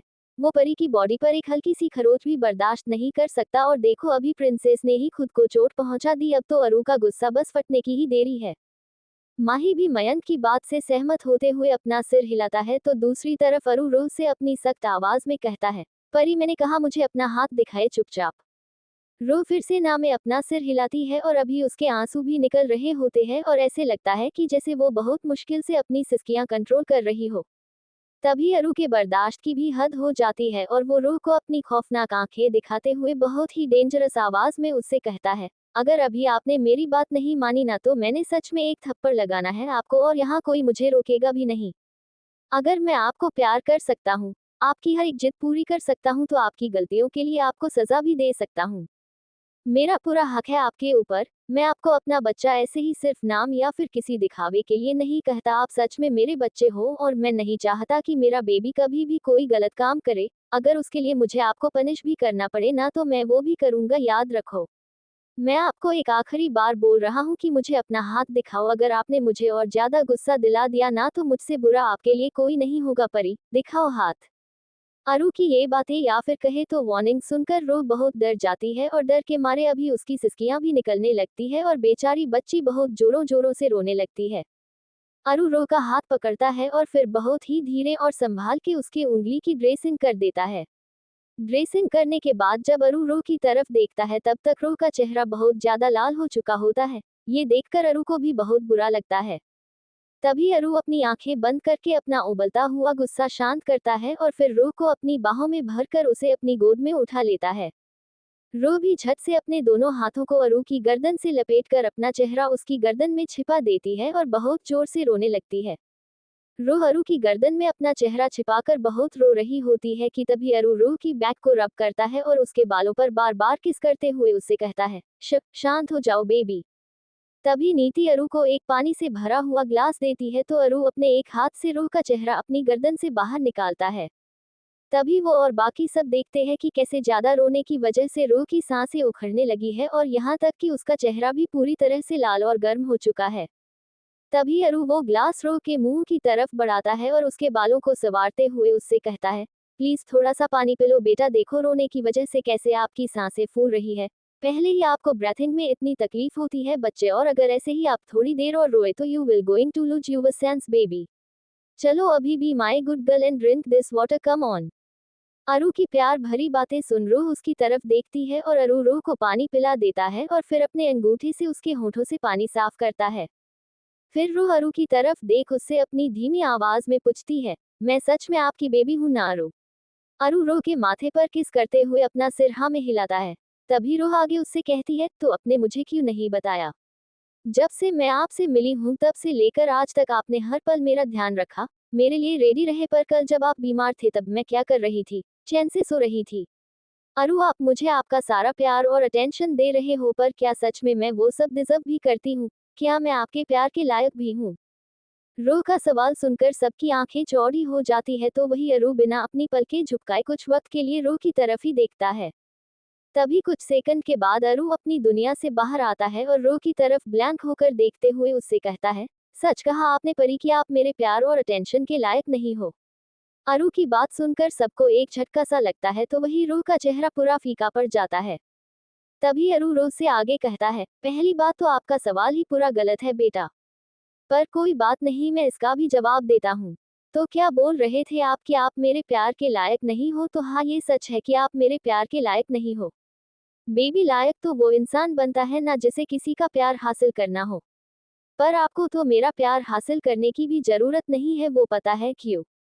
रूह अरू की तरफ सवाल भरी नजरों से देखती है तो वही अरू की बात सुनकर सबके चेहरे पर एक रौनक सी आ जाती है। तभी अरू रूह का छोटा सा चेहरा अपने दोनों हाथों में थामते हुए बड़े ही प्यार से उससे कहता है, क्योंकि आपका पूरा राइट हक है मुझ पर, तो मेरा प्यार, मेरी केयर और अटेंशन तो उसमें ही आ गई ना। आप ना मेरी प्रिंसेस है अरहान मल्होत्रा की, जो पूरे वर्ल्ड पर रूल करता है, और आप मेरे दिल पर रूल करते हो। तो जरा आप ही सोचो कि आप कितने ज्यादा स्पेशल और प्रीशियस हो मेरे लिए। बेटा, मेरी एक छोटी सी झलक पाने के लिए करोड़ों लड़कियां ना जाने क्या क्या और कितनी दुआएं करती होगी, पर मैंने अपने आप को सिर्फ और सिर्फ आपको दिया है। मुझ पर और मुझसे जुड़ी हर एक चीज पर सिर्फ आपका ही हक है और हमेशा रहेगा। आप में जान बसती है मेरी, और आप एक छोटी सी बात की वजह से ये सवाल नहीं कर सकते कि आप मेरे प्यार के लायक हो या नहीं। अभी रही बात कल की, तो बेबी कल आपको सच में बहुत बुरे अटैक्स आए थे, तो मैंने आपको इंजेक्शन लगाया था जिसकी वजह से आपकी नींद सुबह खुली। और रही बात मेरी, तो मैं आपसे अपनी जान से भी ज्यादा प्यार करता हूँ, और कल आपकी हालत इतनी ज्यादा बिगड़ गई थी कि मुझे कुछ सूझ नहीं रहा था, और शायद इसी वजह से वो फीवर आया था। पर बच्चे मेरे साथ सब कपूरस थे जो मेरी रात भर देखभाल कर रहे थे, तो फिर किस बात का डर, और देखो अभी मैं बिल्कुल ठीक हूँ ना। इस पर रोह अरू से पूछती है, आप आज सुबह तो बताते ना मुझे अरू। तभी अरू रो की बात को बीच में काटते हुए उससे कहता है, मैंने आपको इसलिए नहीं बताया कि आप बेकार में परेशान हो जाते। देखो पहले से ही आपकी हेल्थ ठीक नहीं है, और अभी तो बिल्कुल भी नहीं है, उस पर मैं आपको अपनी वजह से कोई तकलीफ या स्ट्रेस नहीं देना चाहता। जब से आप मेरे पास आए हो तब से आपका केस, मेडिकल केस, मैं हैंडल कर रहा हूँ, और आपके लिए क्या हार्मफुल है ये मुझसे अच्छा कोई नहीं जानता, इसलिए आपको ठीक रखने के लिए मुझे जो भी करना पड़ेगा I will gonna do that, समझे आप।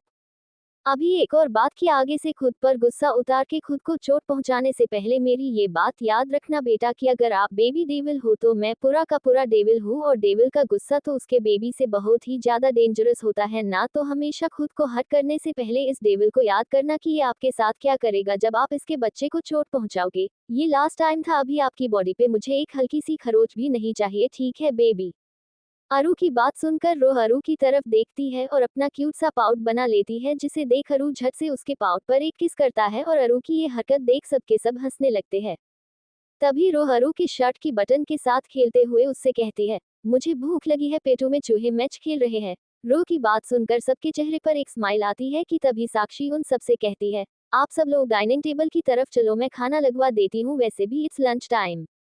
सभी साक्षी की बात सुनकर हाँ में अपना सिर हिलाते हैं कि तभी दादू दादी के साथ अपनी जगह से उठते हैं और उन सब की तरफ देख उनसे कहते हैं, बच्चों आप लोग लंच करो, मुझे और आपकी दादी को थोड़ा बाहर जाना है। तभी रोहन दादू से पूछता है, अच्छा ठीक है, पर खाना खाकर जाइए ना डैड। सब भी रोहन की बात से सहमत होते हैं कि तभी दादी रोहन से कहती है, नहीं बेटा, हमारे लंच का प्लान वहीं पर बना हुआ है। हम ना हमारे कुछ कॉमन फ्रेंड्स हैं उनके साथ बाहर जा रहे हैं, तो वही सब साथ में लंच करेंगे। सभी ओह अच्छा कहते हैं, और तभी दादी दादू की तरफ देख उनसे कहती है, तो चले अमर दादू। दादू उन्हें हाँ में जवाब देते हैं और दोनों सबको बाय बोलकर वहां से निकल जाते हैं। इधर सभी लंच करने बैठ जाते हैं और अरू रूह को खिलाने के साथ साथ खुद भी खा रहा होता है। जैसे ही उनका खाना हो जाता है वो सभी फिर से हॉल में बैठते हैं। तभी रोहन उन सब की तरफ देख उनसे कहता है, गाइज कल का क्या प्लान है? सब रोहन की तरफ कंफ्यूज होकर देखते हैं कि तभी रोहन अपना सिर अपने हाथ से पीटते हुए उनसे कहता है, अरे यार भूल गए क्या, सब कल मॉम डैड की 55 मैरिज एनिवर्सरी है। रोहन की बात सुनते ही सबके सब चौंक जाते हैं और तभी राघव रोहन से कहता है, हाँ यार ये बात तो बिल्कुल हमारे दिमाग से निकल ही गई थी, अच्छा हुआ तुझे याद था, वरना तो वो खुद भी हमें याद नहीं दिलाते। राघव की बात सुनकर विशाल हंसते हुए उन दोनों से कहता है, याद तो तब दिलाते ना जब खुद उनको याद रहता। अंकल आंटी को हम सब के बर्थडेज, हमारी एनिवर्सरी सब कुछ याद रहता है, पर हमेशा अपना बर्थडे और एनिवर्सरी भूल जाते हैं।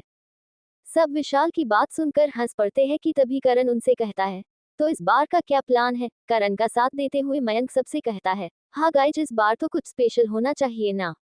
सब लोग भी सोचने लग जाते हैं कि तभी अरू उन सबसे कहता है, आप लोग कोई भी टेंशन मत लो, कल का दिन उन दोनों के लिए बहुत स्पेशल होने वाला है, और उनके साथ साथ हमारे लिए भी, कि उनकी कल मेरी जान मल्होत्रा हाउस में अपना पहला कदम रखेगी।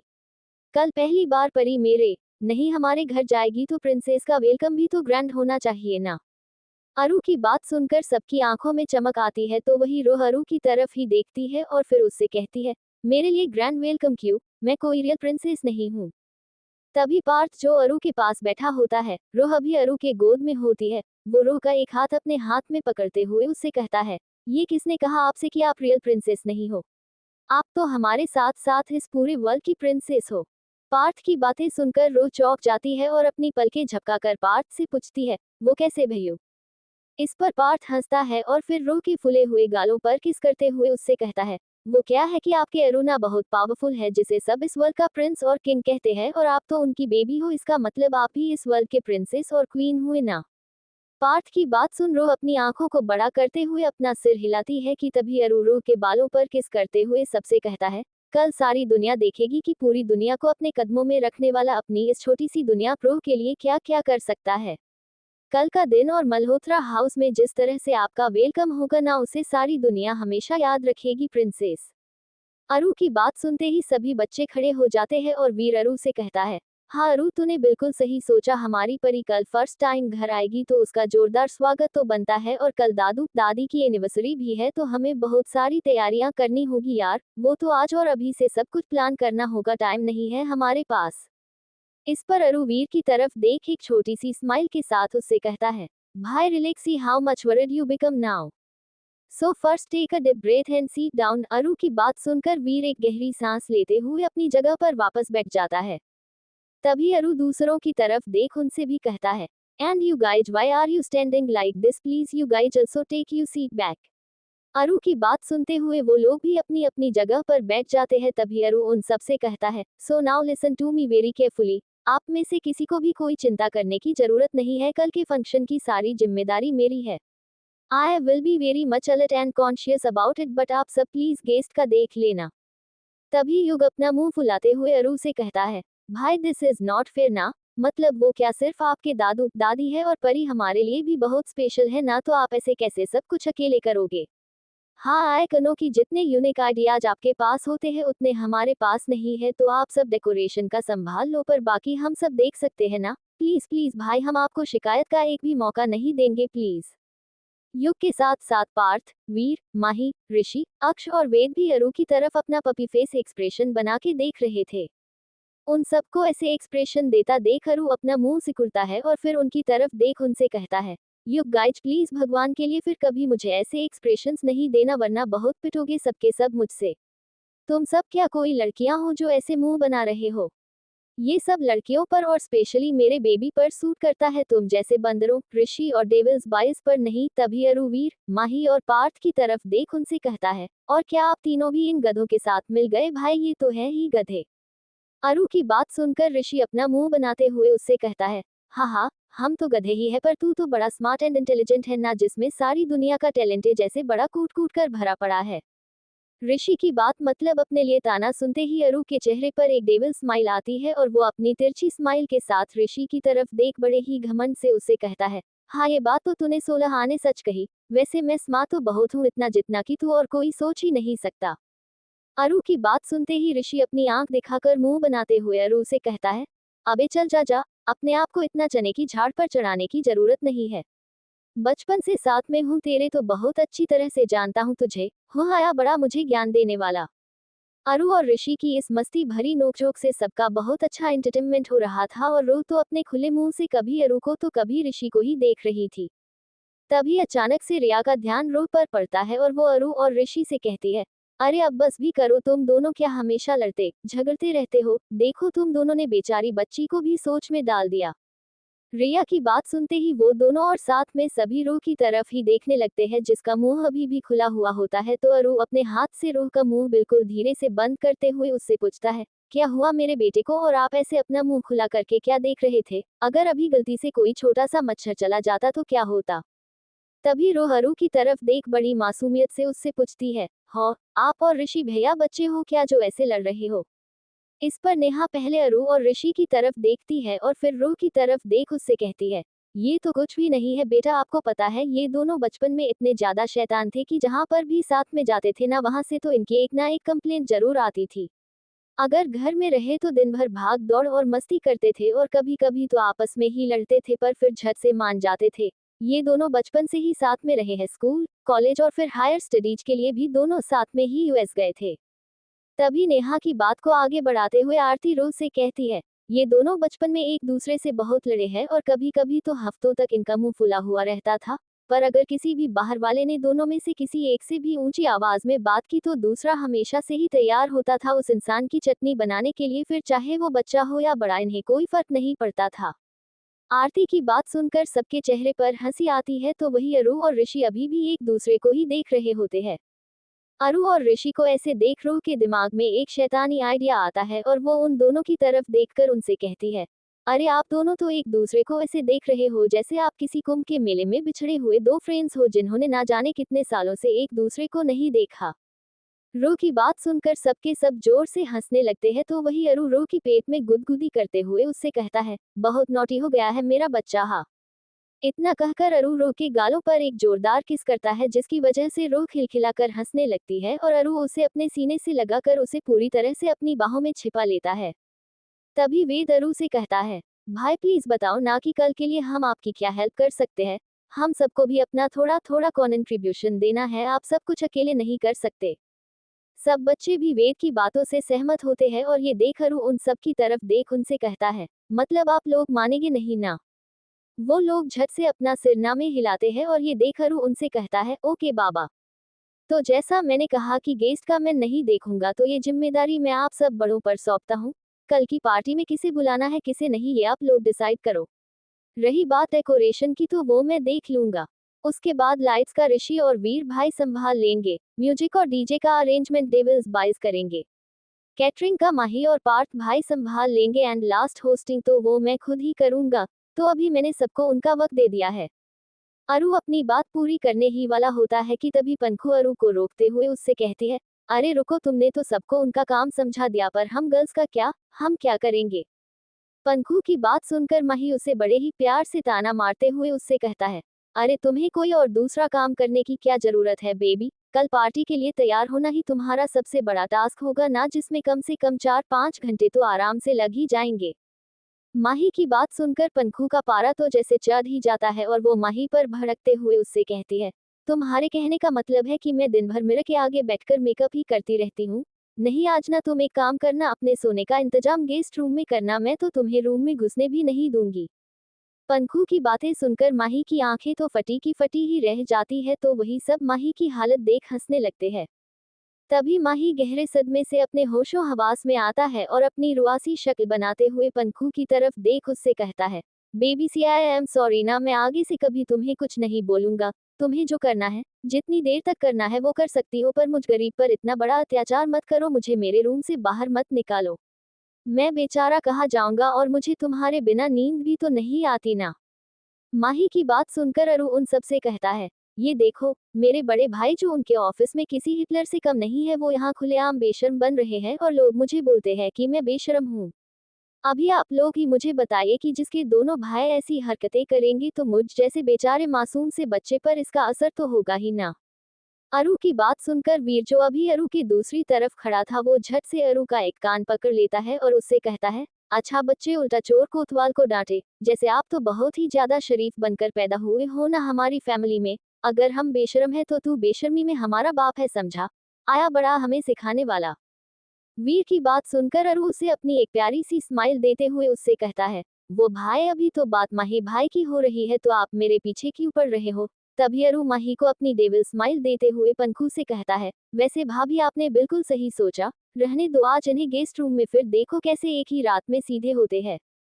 अरु की बात सुनकर माही अरु पर थोड़ी ऊंची आवाज में चिल्लाते हुए उससे कहता है, अबे तू मेरा भाई है या फिर मेरा दुश्मन। हाँ, मेरा घर क्यों तोड़ रहा है यार, तेरे भाभी को समझाने के बदले तू तो उसी का साइड ले रहा है। हो, यहाँ तो मेरी परवाह करने वाला कोई भी नहीं है। माही की बात सुनकर हमारी प्यारी और बहुत मासूम सी रूह को बहुत बुरा लगता है। रूह को छोड़ वहाँ सबको पता था कि माही एक नंबर का ड्रामेबाज है और इस वक्त वो ड्रामा ही कर रहा है, पर हमारी इनोसेंट बेबी को ये बात कौन समझाए। उसे तो यही लग रहा था कि माही सच में बहुत ज्यादा उदास और सैड फील कर रहा है।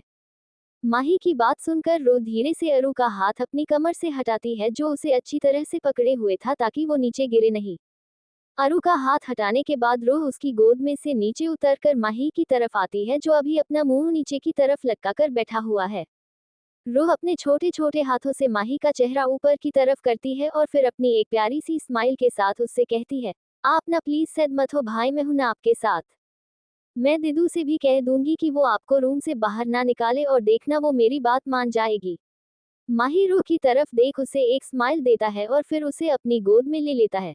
सब उन्हें ही देख रहे होते हैं कि तभी रूह पंखू की तरफ देखती है जो अभी झूठ मूठ का मुंह फुलाए बैठी होती है। पंखू को ऐसे गुस्सा झूठा देख रूह अपना क्यूट सा फेस बनाती है और उससे कहती है, दिदू आप भाई को सॉरी दे दो ना, वो फिर से गलती नहीं करेंगे। आप प्लीज उनको बाहर मत निकालना वरना वो सोएंगे कैसे, आप नहीं करोगे ना। रो की क्यूट सी रिक्वेस्ट सुन सबके चेहरे पर स्माइल आती है तो वही पंखू अपनी जगह से उठकर माही के पास आकर बैठती है और रो के गालों पर किस करते हुए उससे कहती है, अगर मेरी प्रिंसेस यही चाहती है कि मैं उसके भाई को रूम में से बाहर ना निकालूं तो ठीक है, जैसा आप चाहते हो वैसा ही होगा। पंखू की बात सुनकर रो बहुत खुश हो जाती है और थोड़ा सा पीछे मुड़कर माही की तरफ देख उससे कहती है, देखा मैंने आपसे बोला था ना कि दिदू मेरी बात मान जाएगी, अभी आप सैड नहीं हो ना भाई। माही और पंखू के साथ साथ उन सभी को रो की आंखों में मासूमियत साफ साफ दिख रही थी जिसे देखकर किसी का भी पत्थर जैसा दिल पल में बर्फ की तरह पिघल जाएगा। माही रो की तरफ देख उसके माथे पर किस करता है और उससे कहता है, हाँ मेरा क्यूटी पाए, अभी मैं बहुत बहुत ज्यादा खुश हूँ। थैंक यू सो मच बेटा मेरा साथ देने के लिए। रो माही को अपनी एक क्यूट सी स्माइल देती है और माही उसे अपने सीने से लगाते हुए अरू की तरफ देखता है और उससे कहता है, सच में बहुत ज्यादा इनोसेंट है ये, इसका सबसे ज्यादा ध्यान रखना अरू, क्योंकि इस दुनिया में इस बच्ची की मासूमियत छीनने वाले बहुत लोग हैं पर तुझे इसकी मासूमियत कायम बनाए रखनी है। माही की बात सुनकर अरू बहुत ही कॉन्फिडेंटली उससे कहता है, मेरे रहते मैं इसकी मासूमियत को कहीं खोने नहीं दूंगा भाई। मुझे आज भी मेरे बच्चे के बचकानी हरकतों से कोई प्रॉब्लम नहीं है और ना आगे कभी होगी। अरु की बात सुनकर रोह अपनी आंखों को बार बार झपकाकर उसे देखती है और ये देख अरु अपनी बाहों को पूरी तरफ से फैलाते हुए रोह से कहता है, come to me my little baby princess. Aru की बात सुनकर रोह माही की तरफ देखती है जिसने रोह को पकड़ कर रखा होता है।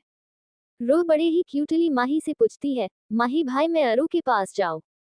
रोह का सवाल सुन माही धीरे से रोह की नाक खींचते हुए उससे कहता है, हाँ बिल्कुल जाइए प्रिंसेस, वैसे भी उसने खुद ये कहा है कि वो आपका ही है तो इसमें हम भला आपको क्यों रोकेंगे।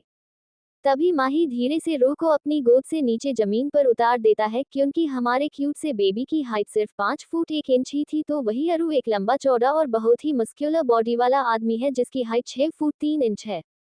वैसे देखा जाए तो अरु की पहाड़ जैसी बॉडी के आगे रोह बिल्कुल एक छोटी और प्यारी सी चुहिया लगती है। माही जब रोह को नीचे उतारता है तभी रोह दौड़ते हुए अरु के पास आती है और अरु उसे ऊपर की तरफ उठाते हुए उसे अपनी गोद में बिठा देता है। रोह अरु से चिपक कर बैठ जाती है और अपना सिर उसके सीने पर रख देती है तो वही अरु अभी उसके माथे पर किस करते हुए उसके बालों को सहला रहा होता है। रोह के बालों को सहलाते हुए अरु सभी गर्ल्स की तरफ देखते हुए उनसे कहता है, आप सबको कल परी के साथ ही रहना है और फिर मेरी जान को कल की पार्टी के लिए किसी रियल प्रिंसेस की तरह रेडी करने की जिम्मेदारी भी आप लोगों की ही होगी ना, क्योंकि मैं अपने बच्चे को किसी भी गलत हाथों में सौंप कर उसकी जान खतरे में नहीं डाल सकता। तो कल आप सभी गर्ल्स और भाभी पंखू, नीति और रिया बेबी के साथ ही रहोगे।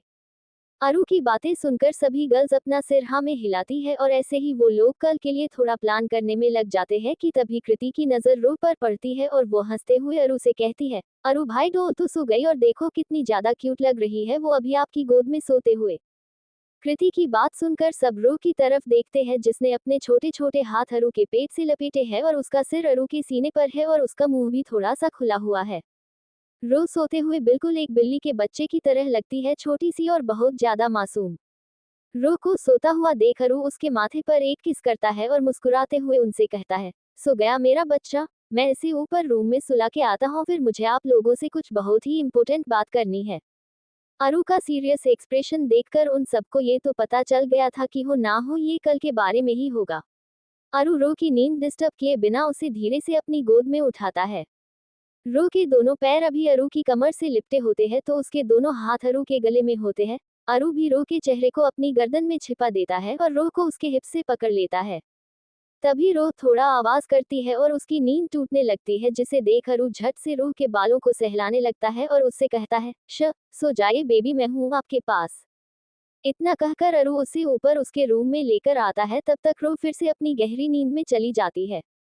तभी अरु रो को बेड पर सुलाता है और सबसे पहले रो के पैरों से उसके स्निकर्स उतारता है और फिर उसे कंबल से ठीक से कवर देता है। इसके बाद अरु रो के माथे और होठों पर एक हल्की सी किस करते हुए उससे कहता है, स्लीप टाइट अरु की जान। एक बार फिर से रो के माथे पर डिप किस करने के बाद अरु नीचे आता है जहां सब लोग उसका बड़ी बेसब्री से इंतजार कर रहे होते हैं। तभी पार्थ अरु से पूछता है, सुला दिया तेरे बेबी को? इस पर अरु कुछ सेकंड्स के लिए पार्थ की तरफ देखता है और फिर उससे कहता है, हाँ सुला दिया, और मेरे साथ साथ वो आप सबकी भी बेबी है। वैसे मेरी बच्ची और उसका प्यार कोई चीज नहीं है कि मैं उसे किसी के साथ शेयर करूं, बट आप मेरी और उसकी फैमिली हो और मुझे ये बात अच्छे से पता है कि जितना प्यार मैं परी से करता हूं उतना तो कोई नहीं कर सकता, पर आप लोगों के लिए भी वो स्पेशल है, तो इसीलिए, वरना मैं उसे किसी से शेयर नहीं करता। अरु की ओवर पजेसिव बातें सुनकर वीर अपने दोनों हाथ जोड़ते हुए उससे कहता है, आपका बहुत बहुत एहसान है हमारे ऊपर सर कि आपने हम सबको इस लायक समझा। वीर की बात सुन सब हंसने लगते हैं तो वही अरु अपना मुंह बनाता है। तभी वीर थोड़ा अलर्ट होते हुए अरु से कहता है, अच्छा अभी ये अपना ओवर पजेसिव नेचर साइड में रख और बता कि क्या बात करनी थी तुझे जो तू बेबी के आगे नहीं बोल सका। वीर की बात सुनकर वहां मौजूद सभी लोग चौकन्ने हो जाते हैं और तभी अचानक से वहां का हंसी मजाक वाला माहौल एकदम सन्नाटे में बदल जाता है। तभी अरु सबकी तरफ देख उन्हें अपनी कोल्ड आवाज में कहता है, कल हम सबके लिए ही बहुत स्पेशल डे है और परी के लिए ये फर्स्ट टाइम होगा जब वो इतनी बड़ी पार्टी में जाएगी और सब एंजॉय करेगी, तो मैं नहीं चाहता कि कल कोई भी मतलब छोटी सी भी गड़बड़ हो। मेरे बच्चे के लिए ये सब कुछ बिल्कुल नया होगा, तो कल हम सबको बहुत ज्यादा अलर्ट रहना होगा। मैं जॉन से कहकर कल की सिक्योरिटी 3 गुना ज्यादा बढ़ा दूंगा और बाकी हम सब तो रहेंगे ही प्रिंसेस के साथ। कल मुंबई के बड़े बड़े और बहुत ज्यादा रईस लोग पार्टी में होंगे और जितना हम सब जानते हैं कि हमारे स्पेशली मल्होत्रा और अरहान मल्होत्रा के कितने ज्यादा दुश्मन हैं जो हमेशा मुझे चोट पहुंचाने के फिराक में रहते हैं, तो कल वो मुझसे अपना बदला लेने के लिए प्रिंसेस को टारगेट जरूर करेंगे जब उन्हें परी के बारे में पता चलेगा। अरु की बात सुनकर वेद अपना दिमाग दौड़ाते हुए अरु से कहता है, भाई तो हम प्रिंसेस को बाहर क्यों ला रहे हैं, ऐसे में तो वो खुलेआम हमारे दुश्मनों का निशाना बन जाएगी ना।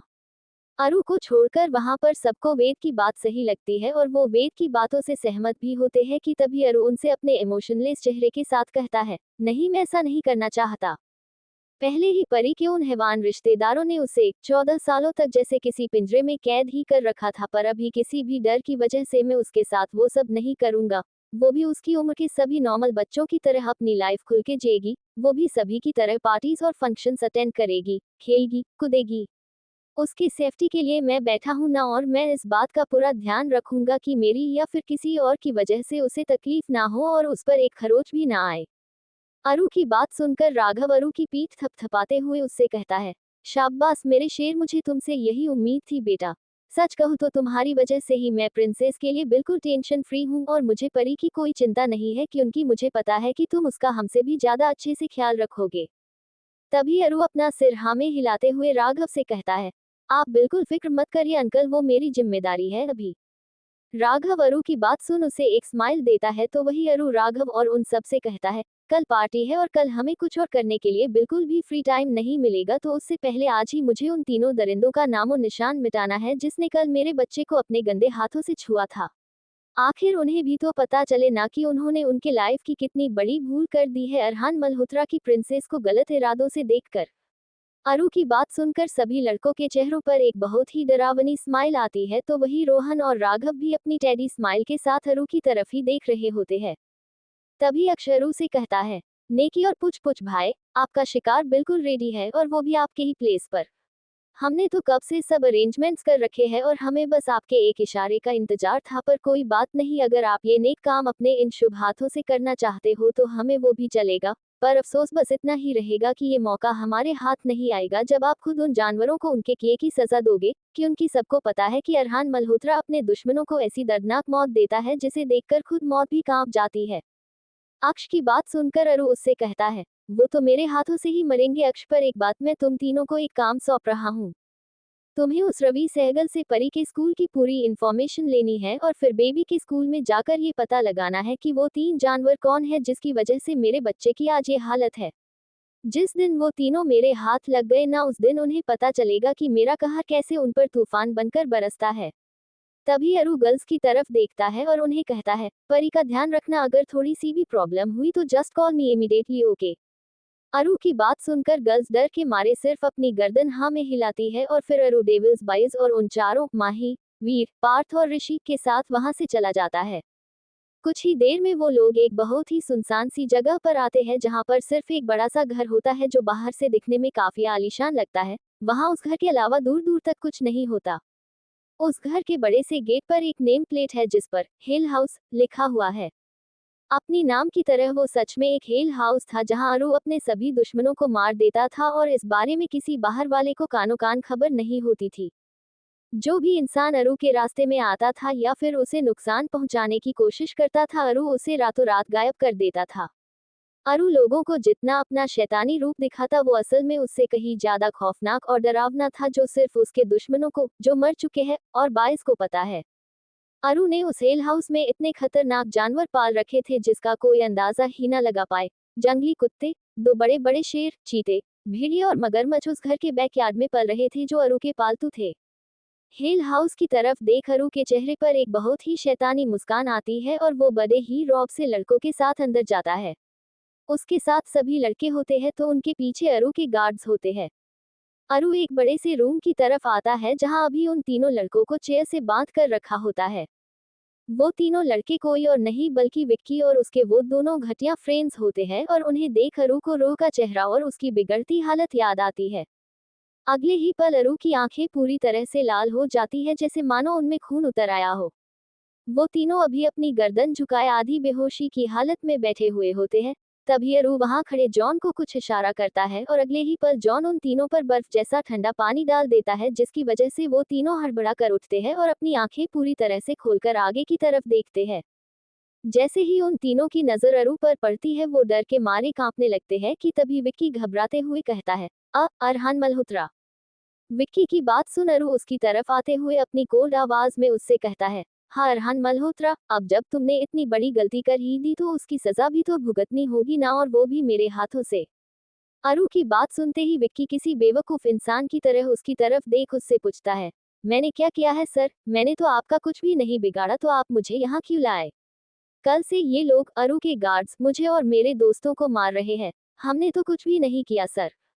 उस विक्की की बात सुनकर सबके साथ साथ अरु को भी बहुत ज्यादा गुस्सा आता है और वो डायरेक्टली विक्की का गला पकड़ते हुए उससे अपनी डरावनी आवाज में कहता है, सच में तुझे कुछ पता नहीं है या तू अनजान बनने की कोशिश कर रहा है? हाँ, याद नहीं आ रहा तो मैं याद दिलाऊं तुझे कि कल तूने और तेरे इन घटिया दोस्तों ने कॉलेज में क्या किया था रूही सहगल के साथ।